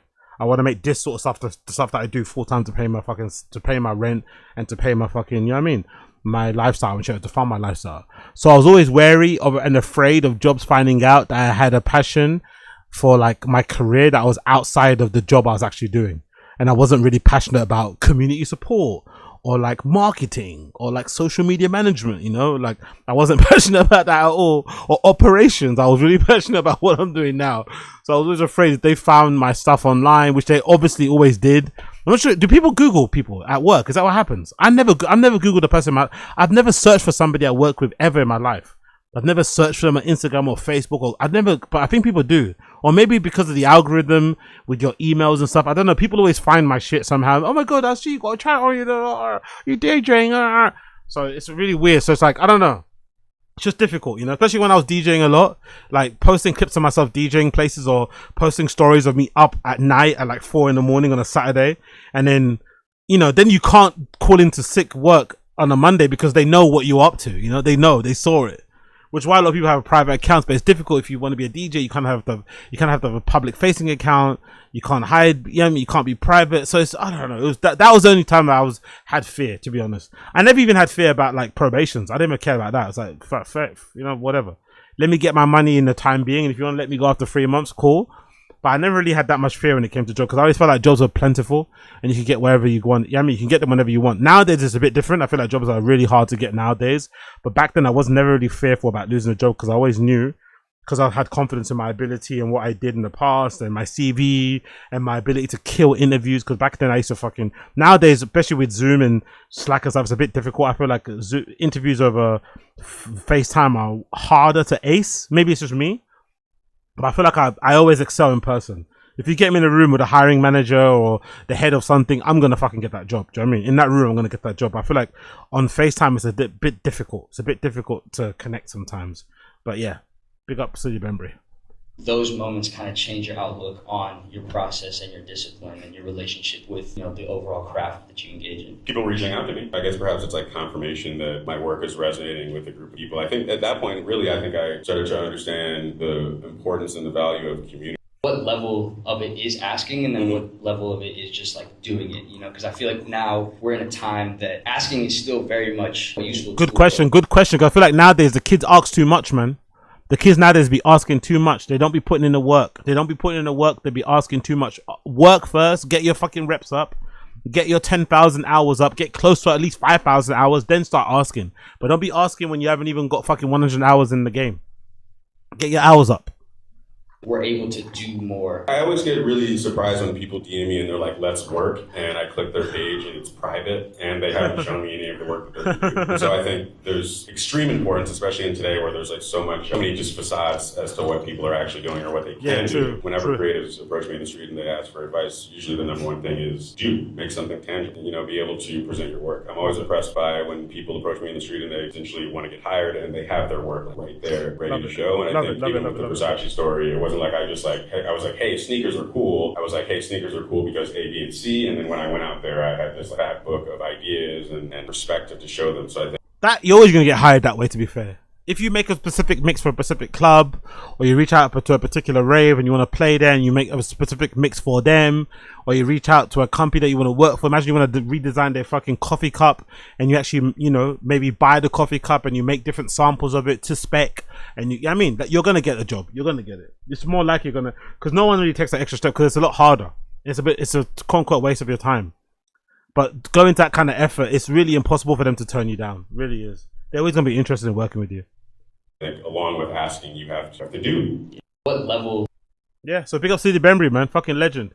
And to cap it all off, guess what I got in the mail? Big up City Bembury. A surprise. I wasn't expecting to get this, but I received these the other day, yesterday, if I'm not mistaken. I had to go pick them up at the store. I've actually got a pair of the new Pumas that dropped recently. I've actually got them right here, mate. I've actually got a pair of the Velum Nitro 2s by Salehe Bembury right now in my hand. Right now in my fucking hand. Big up Salehe Bembury. Look at the fucking box. Velum SB Nitro. Look at that. Look at the box. Look at the logo. Everything fucking amazing. Actually, let me take off the fucking black and white so you can see them properly. Let me take off the filter. Just for now. Just so you can see them properly. Right? Let me actually show you what they look like properly. Look at that. Look at the box. There's a size. The back. Can you see that? The label. Can you see a bit of that? Hold on. Let me move it that way. Maybe over there. You can see the size label as well there. See my big fucking foot there. Big up the US 12, UK 11 gang. Got the size guys on the bottom as well of the box. Fucking beautiful box, by the way. You got his name here as well. As it's written on the back of the heel tab. Hold on, can you see that here? There, you got the Puma logo. His name. That must feel good. That must feel fucking brilliant. Having Puma and have your name underneath it like that is fucking great. And then here's the shoes in pink as well. I'm thinking whether or not I should take them to Berlin with me. I'm not too sure. What do you guys think? Because I'm going Berlin, what, next week? Do you think I should take them with me? Should I have these as my main shoes to walk around in? They're going to get fucking beat up in a rave, but I don't know. I might take them, you know. I'm not too sure. What do you guys think? Oh, they smell. I love the new shoe smell, but these look, these are so good. Oh, look what he's done with the sole. I didn't clock that. I thought the sole was fully pink, but look what they've done with the sole. The sole kind of looks worn in. There's like this grey effect here at the bottom of the sole. There's gradient. Can you see the gradient from the bottom there up to the midsole? So you've got this amazing gradient here. That's really fucking cool. Oh, look at the outsole as well. They kind of remind me a little bit of the Nikes. I've got that Nike that everyone's wearing at the moment. The outsole. There's a pit here that goes right to the bottom that you can feel. Oh, look at the top here with the mesh and the mud guard. They look fucking great. Laces as well. The pink. I love the little paw tab here at the top of the tongue. But the midsole is so soft and quick. Ooh. Yeah, I might actually wear these days. I might actually take this to Berlin. I'm not gonna lie. Oh, look at the hit down on the heel tab. The Puma, the Salehe Bembury name on it. I might take this to Berlin. I'm not gonna lie. I might actually take this to Berlin. I might actually have these as my main walking around shoe. I'm not gonna lie. They're so pink. They're so fucking bright. Look at them. Oh, I fucking love these, man. So fucking gorgeous. What a fucking great shoe. So yeah, I got these the other day. Cannot wait to wear them. Probably gonna. Is it? Oh, cork insole too. Look at the insole. It's cork. I ain't mad at that. Can I take them off? Oh, I'm not gonna take them off. But can you see the cork insole there? Look at the cork insole. Like on the wine bottle. Look at the cork insole there. Can you see that? That is so fucking cool. These are so nice. Oh, they're actually see-through as well. The mesh is actually see-through. I'm not sure what kind of mesh this is, but it's gorgeous too. It's kind of got a bit of a camo print on the mesh. I love how the laces kind of bend to the inside. It kind of remind me a little bit of Total 90 AstroTurf, right? The laces kind of bend into the inside there a little bit, as you can see. They kind of bend to the left. They kind of curve as I get to the left there. It's completely see-through here, as you can see my finger. Can you see my finger there behind there? It's pretty see-through my upper. I can't wait to see more colors. I can't see more colors of these. Hopefully it makes more colors because I can't wait to see more of them. I guess are these technically lifestyle or are these running? Because I wouldn't mind running in these, but I also want to take them to Berlin. I'm not too sure. Maybe I should take them to Berlin with me. I might actually do. Because I've been wearing my fucking sponges every fucking day. Those are my main walking shoes and I fucking love them. And I might take these to Berlin as well and put these on too because these are fucking splendid. Honestly. Salehe Bembury snapped. That mudguard design that goes all the way around. It wraps all the way around, isn't it? This mudguard actually. Which is a different material. What material is this? I wonder what that material that is actually. It wraps around all around actually, this mudguard. It's actually, yeah, until it gets to the back, right? Yeah, it wraps all around to the back here. And it wraps around and stitches right here at the back of the heel tab. So it's one big piece that wraps around here. Fucking beautiful. Absolutely beautiful too. Look at the pointy toe. You got some nice perforations here on the front of the toe box. Nice little bit of ventilation there. Absolutely gorgeous, man. It's so, honestly, I can't, look at how soft that look at that. Look at my thumb disappearing in there. Look at how soft that midsole is. Jesus, that's going to be like walking on clouds. I can't wait to wear these, man. I really can't wait to wear these. Big up Salehe Bembury. Absolute legend. Appreciate him always. Look at that. Fucking brilliant. Like, this sort of stuff, like, if I wasn't so hard, if I wasn't such a fucking gangster, I would cry because the amount of years that I've spent in the fucking scene, the amount of 10,000 hours that I've got in, all the years I worked for Nike, all the years I worked at fucking Adidas and shit, all the years I put in being on fucking Crooked Tongues forum back in the day, posting on fuk.co.uk, big up them guys back in the day, posting on the Fifth Dimensions forum, posting on Super Future forum, going to all the fucking hangouts and the sneaker things and buying shoes at Hideout, slamming kicks, Nike, all that stuff, right? And I never ever get free shoes from anyone. From Nike, no one. And I've been in the scene for time. Do you know what I mean? Like, no one fucking sends me shit. And all these fucking influencers that don't know fucking shit, that have loads of followers and whatever, they get fucking stuff and they don't even appreciate it. I feel like they just post it just to fucking flex. They don't even post it to really be passionate about the brand or to share it with people or to make people aware this cool stuff has come out and you should buy it. They're literally just showing it to flex. Whereas I'm really into this shit. I'm really fucking into this shit. And yeah, I'm just thankful, man. I'm just thankful that someone like Salehe Bembury noticed me and thinks that I'm worthy of getting some stuff proceeding. Honestly, I'm really appreciative of it. but I actually wear it day to day. Like I've actually shown people, I've had people bump into me in the street, ask me what the sponges are. I've shown them the website, told them about Salehe Bembury. I mean, so I'm hoping I've been able to pass on people along and buying them themselves. But yeah, man, it's fucking brilliant. Honestly, I would cry if I wasn't so hard, if I wasn't so gangster, if I wasn't so fugged out. And but yeah, big up Salehe Bembury, man. Always friend forever. Those are fucking brilliant. I can't wait to wear them, and I probably will take them to Berlin with me. Big up the Velum, the Puma Velum 2s. The Velum Nitro 2s. The Velum Nitro 2s. As you can see there, are the Velum Nitros. It's got that Velum SB Nitro on the box. You see there. Close to Salehe Bembury. They're available now. They're available now. Go and check them out. Go and check them out. Okay, if you can. If you can't, don't worry. If you can, go check them out. If you can't, don't worry. Moving on. Let's continue. What we're saying here? Nothing ugly than having a big old Puma logo on the heel cam. No, I don't mind it. I'm not the biggest fan. The Puma logo that I don't like is the one with the. I lie. I like the Puma's Clyde logo. I think the Puma. No, I actually like the Puma. I don't mind the Puma logo.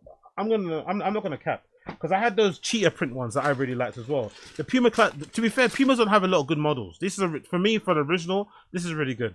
And that this hit as well, you'd imagine is probably a design. It's probably a brand compromise. I'm assuming Puma the brand were like insistent on putting something on the side, because if you look at it, there's no other discernible logo, right? There's a logo on the instep here, that Puma logo, but Salehe Bembury probably, as most designers, would never want to just have the logo be the defining factor of the shoe. They want the shoe design to speak for itself. So he probably would have preferred it just be plain and there'd be no fucking branding anywhere. But obviously when you're working with a brand like Puma, they're going to want to have a bit of their stuff shown. So that Puma logo here with the text is tonal, which I think is a good touch. And then the one on the instep is more of a standout black color, which I'm sure they're the one that insisted on that. Like, I want to have that black so people can see it's a fucking Puma shoe. And it's on the instep, which is probably the compromise. Most likely they probably would have preferred to have it on the other side.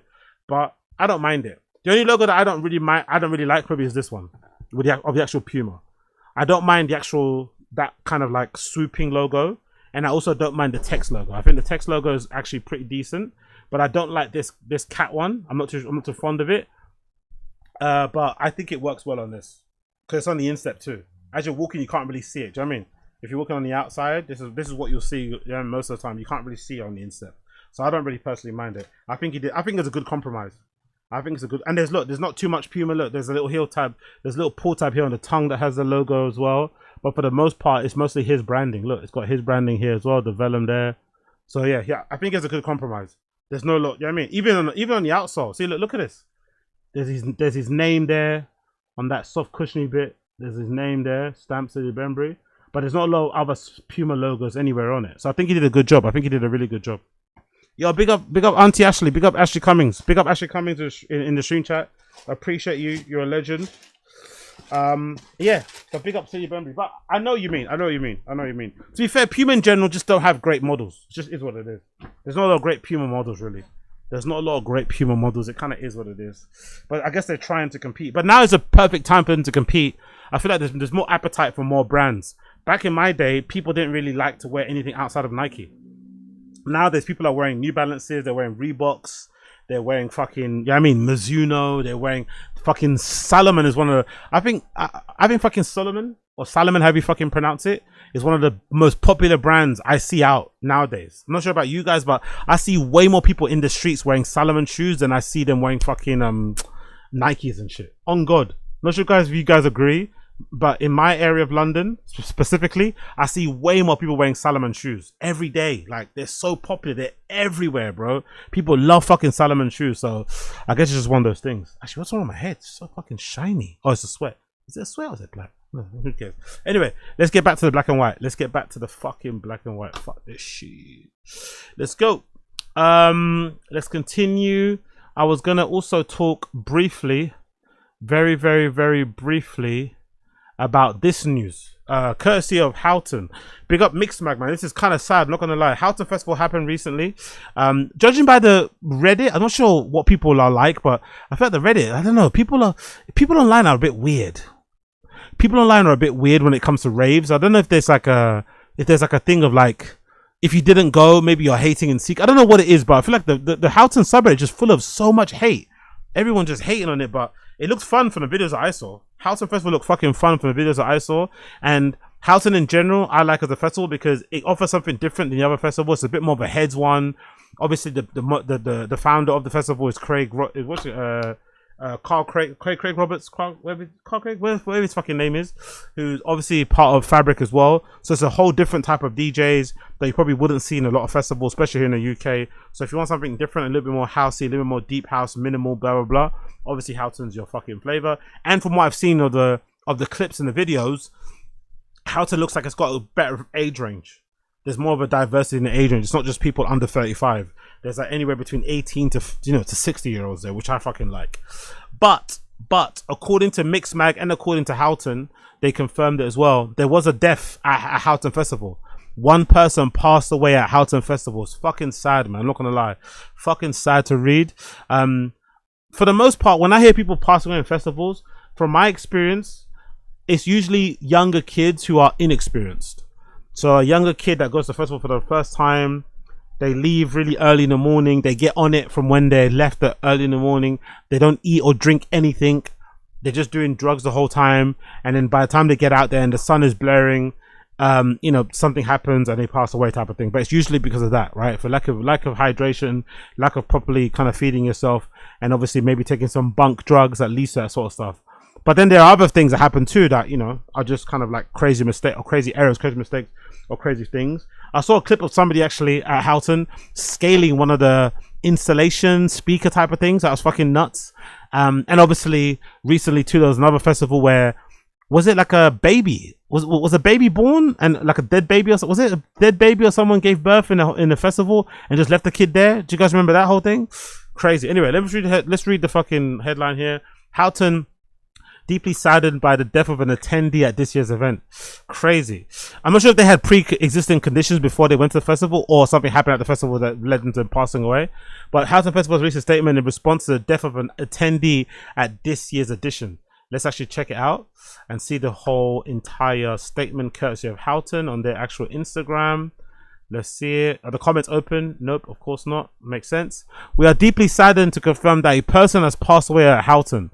Our thoughts are entirely with their family and loved ones at this difficult time. We are grateful for their on-site medical team, event response team, and Norfolk's constabulary, who all responded immediately. We continue to work closely with the relevant authorities to support in any way we can. So yeah, I don't know who passed away, but RIP to them. Fucking tragic. Really fucking tragic. I can't imagine a worse place to pass away. You're at the height of your enjoyment, right? You're having the best time of your life, and then something just happens, and then boom, you know what I mean? You're gone. Your friends and family wishing you well on your journey, can't wait to see your pictures and stuff, and then you never come back. Absolutely tragic, man. So RIP to the person that passed away. RIP to the person that passed away. But I want to see some clips, actually. I wanted to see some clips of what actually occurred.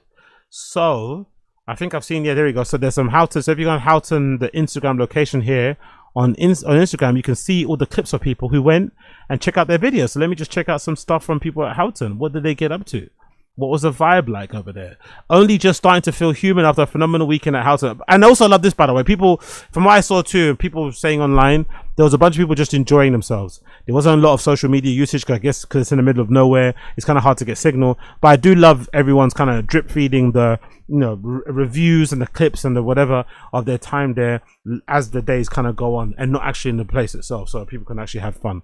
But let's check out this clip here.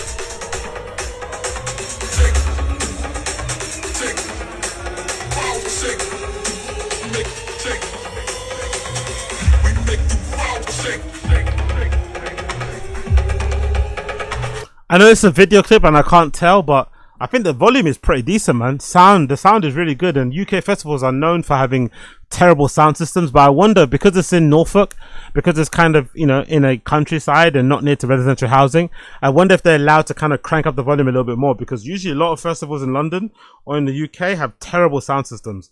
They're super low, you have to be right at the front to hear anything, but this is really fucking good. This is really loud. And not loud like they're just hitting red, you know. This is loud like you can actually hear the warmness of the volume of the track. I mean, you can still probably talk to each other whilst the songs are still blaring. I love it.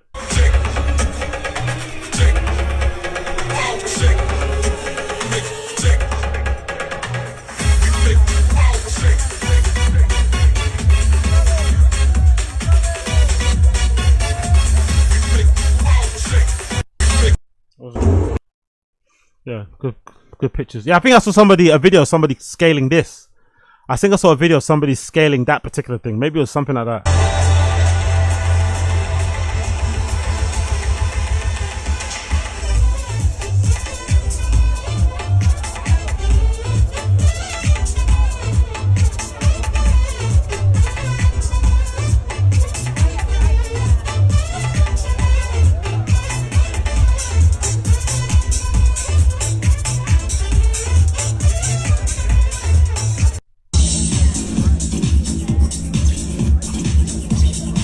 Someone with the arrow hat there is amazing.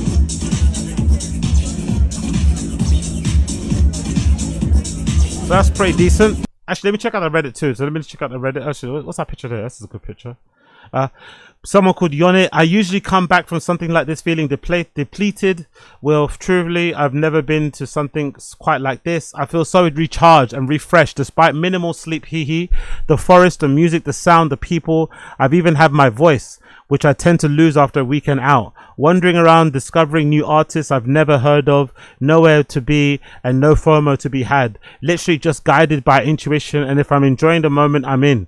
Coming back to NYC feeling sad I'm not in the nature anymore, but also mega inspired with a new cleansed palette. I'm typically a beach girl, but maybe I might need to spend more time in the trees. Thanks to everyone involved in creating a special weekend and to the new old friends. I enjoyed it. Okay, big up this person. They had a blast out there, it seems like. That's a really great caption.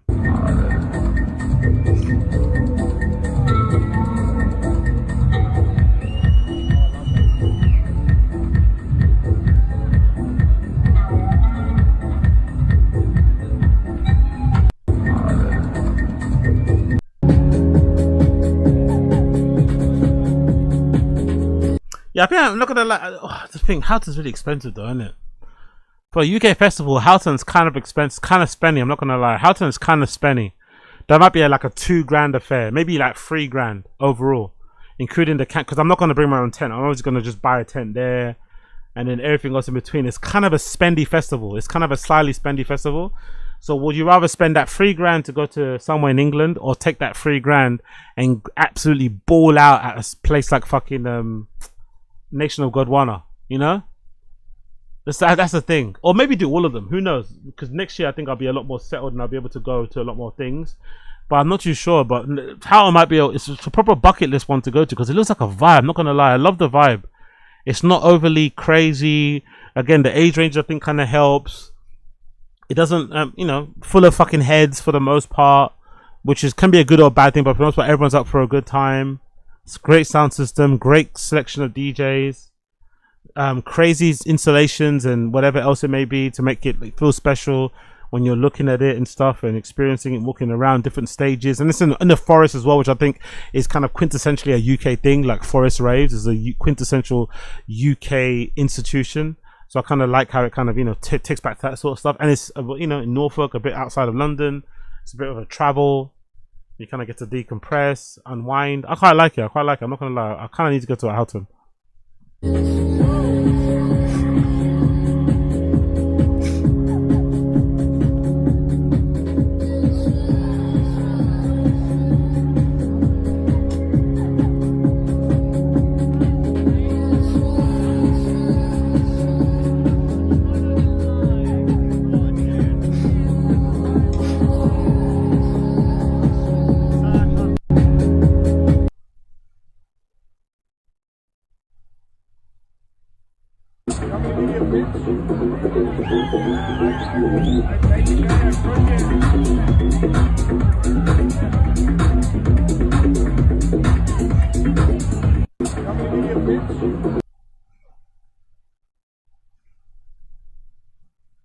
What's that? Side quest. We are easily distracted. This is a note. I guess a note somebody handed to her, maybe, or people that were in attendance. We are easily distracted. We have wandering eye. There is a straight path to it, leads directly to where we're going, but the land is so much larger. There is so much to explore. There are fields of knowledge to uncover. The temples buried under the sand. There are midgets. What? Is it midgets or midges we can intersect with? There are stars who tell us their names. There are ancestors we can summon. There are plants that we can speak to there, that we speak to us there. There are modes of a consciousness that we can dial into, frequencies to tune into. There are suns hidden behind the sun. There are other worlds we have not told us to be. The quest to complete. So why all the rush to get where you're going? Ooh, I love that. It's one of those poems, I guess. It's one of those poem things, but I don't mind that. The record store there as well. Love the look of that. Vibes. Violence, dying in the streets, and when the angels from above roll down and praise like wings like doves. And when we fall hand in hand, sisters, brothers, we'll take you to the promised land. Dun, dun, dun. Tune. Yeah, these are the tents, the pre-made. She's got some money. Because these ones are spendy. She's got some coin. Because these ones, I think they're called yurts, right? These pre-made yurt tents are not cheap. They are not cheap. Like, she's got some money. These are not cheap, those pre-made ones.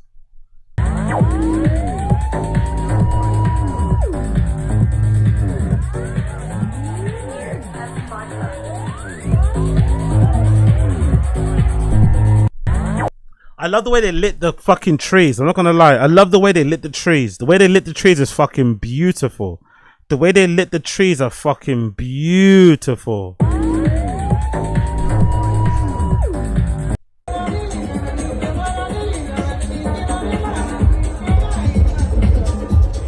Is she standing on something, or is she fucking 7 foot tall?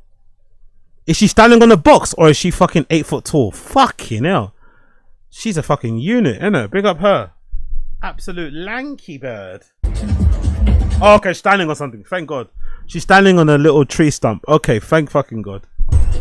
By the way, wearing Solomons, by the way. I feel like everybody in festivals is wearing Solomons these days. But they don't seem to like... What's the deal with Solomons? They look like they'd be great for cross-training. No, sorry. They look like they'd be great for mountaineering and hiking. But everyone I've seen wearing pictures... Everyone I've seen wearing a pair of Solomons at festivals, they look so fucked up. So what's the deal with Solomons? Are they good for festivals or not? I thought they'd be perfect for a festival. I thought the fucking the tread, the way they lace up, the lack of fucking things I can get on the inside with the tongue being all one piece. I thought they'd be perfect shoes for a festival, but allegedly, or according to some of the pictures that I've seen, Solomons disintegrate. They're not that great actually for festivals. What the fuck's going on with fucking Solomons then? Hey? What's the fucking deal?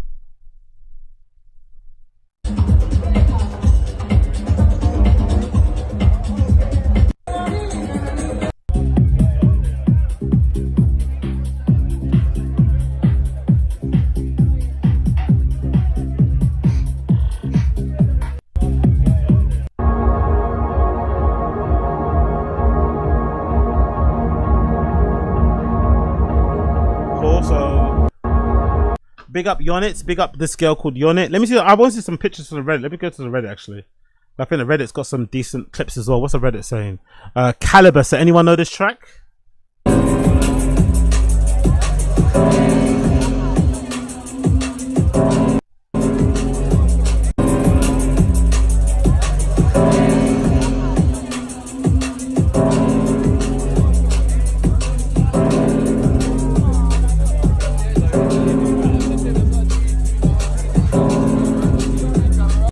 Yo, white people love their breakbeats, innit?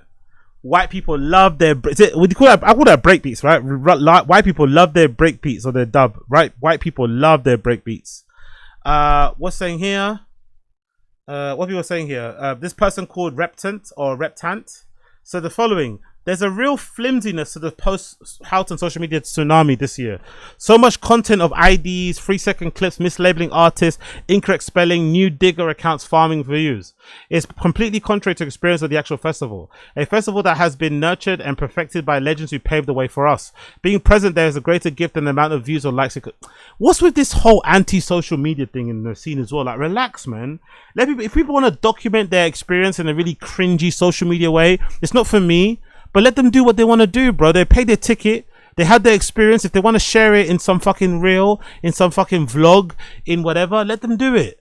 Like, honestly, there's so much policing of like how to rave, how to enjoy yourself properly. Like, I hate that shit, man. Honestly, I fucking hate the policing. I hate the policing of like the correct way to do this. There's no correct way to do anything. There's no correct way to do anything. Personally, there is none. It's the way that how you enjoy is how you enjoy. If you had a great time and the way you want to show you had a great time is by documenting your experience and sharing it with your fucking followers, sharing it with the people that follow you, or sharing it with your fucking fans, whatever you want to do, do it. Do it unapologetically. I hate all this fucking policing, man. So much snobbery, and that's the thing with Houghton. It's probably the weird thing. There's a lot of people like this. A lot of fucking snobs, but there's also a lot of just like peers of people who are just into the music and want to have a good time. So that friction or that, you know, clash must be a bit hard to deal with. But people just need to let people enjoy things. It's completely contrary to experience. A festival, I'm not surprised this happened. I just want to know why. Can't we bask in the experience for a few days, let alone even a few hours after the festival? No. They couldn't post on social media while they're there because they're in the middle of a fucking forest. When they got home, they had all these clips and videos of them having a fun time. So now they want to share it with the world. What's wrong with that? Some people are of the mindset, which I don't have, but some people are of the mindset, if you didn't document it, you weren't really there. So let them enjoy it. That's the only reason why they go to these kind of things, to show people that they went. Like, and I don't think Houghton's gonna turn them away. They're not upset about these type of people. They want them to do it. So anyway, I've been tagging these videos that weren't not me, seen my tracks tagged as other artists, seen people credit me for playing records I did not play. Now there are people tagging me, making their own tracks of sounds that I don't even sound like me, using my name and stage. Okay, cool. It's a bit, this is social media. I know it's annoying, but it's just social media, man. Just move on. It's not that deep, really. It isn't that deep. I say this without sinister intent. Coming from social media generation myself, I have nothing against social media. Yes, you do. You're anti-social media. You're definitely saying it now. But these things make me want to throw my phone out the window. Well, do it then. I have an incredible festival this year. I wish never opened my phone. It's caused me more frustration than the positive reflection. All of you doing this is giving me festival a bad... No, it isn't giving the festival a bad rap. It's just dumb people. Bad rap people doing bad rap thing. It doesn't give anybody else a bad rap. What the fuck are you talking about? This person's fucking annoying. All you're doing is giving the festival a bad rap. To those who haven't been, and only invite more people to come to reasons to farm content. I'm sorry someone's had to say it. If you don't get it, yet you will one day. Peace and love to all. Ugh, whatever, man. Whatever. So many snooty people over there, man. So many snooty people. Enjoy it. It looked like fun, in my opinion. It looked like fun. And ID, please, for this scene at Stallions on Sunday morning.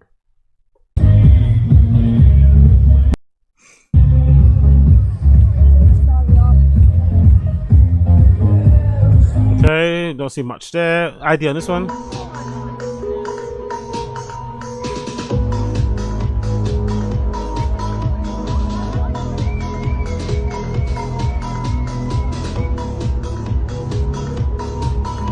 Vibes. Looking for a weapon at the garagey track. H Foundation played it at Stallions on Saturday.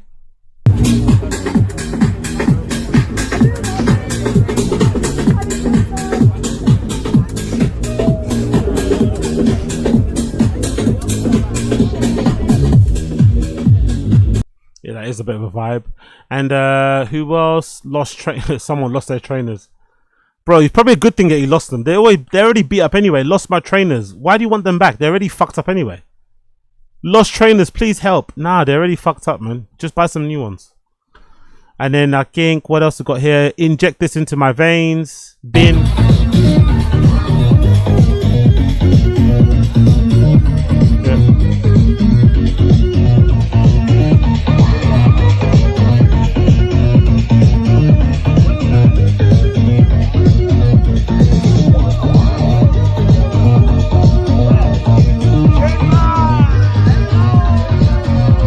Yeah, that sounds kind of live, not gonna lie. So big up Houghton, man. Big up Houghton. Craig Richards ID. But yeah, big up Houghton, big up Houghton, big up Houghton. We might do a few more bits of this maybe on Kick another time, but for now we're gonna leave it there because I've got to get to fucking work. Appreciate you all. It's been a blessing. It's been a fucking legend. It's been a fucking legendary stream. It's been a legendary recording. I thank you all. If it's your first time checking out what I do, please like the stream. Please like the stream. Please like the stream. Follow me. If you're on Kick as well, make sure you follow my account. If you're on X, make sure you follow me on there. All that good shit. Join my Patreon. All that good shit will be greatly appreciated as well. Support the channel. Support me as always. I will be back later tonight for a random show. It might be late random show. I might be back around 3 a.m. my time, but I'll be back later on for a random show. So if you're around, join me later for a random show. Okay, if you're around, join me for a random show. For those of you that are on this site or who are on Kick or on X, you will hear my song of the day. My song of the day will be courtesy of Len. Len's got a new album out at the moment called Golden Boy. Len has a new album out called Golden Boy, and my favorite song from that album is a song called Who I Am. That'll be my song of the day, playing as an outro for only the Kick and X listeners. If you're on X or Kick, you'll hear my song of the day called Who I Am, courtesy of Len from his new album called Golden Boy. But for now, everybody else on YouTube and everything else, take care, love and light, and I'll see you guys again very soon. Peace.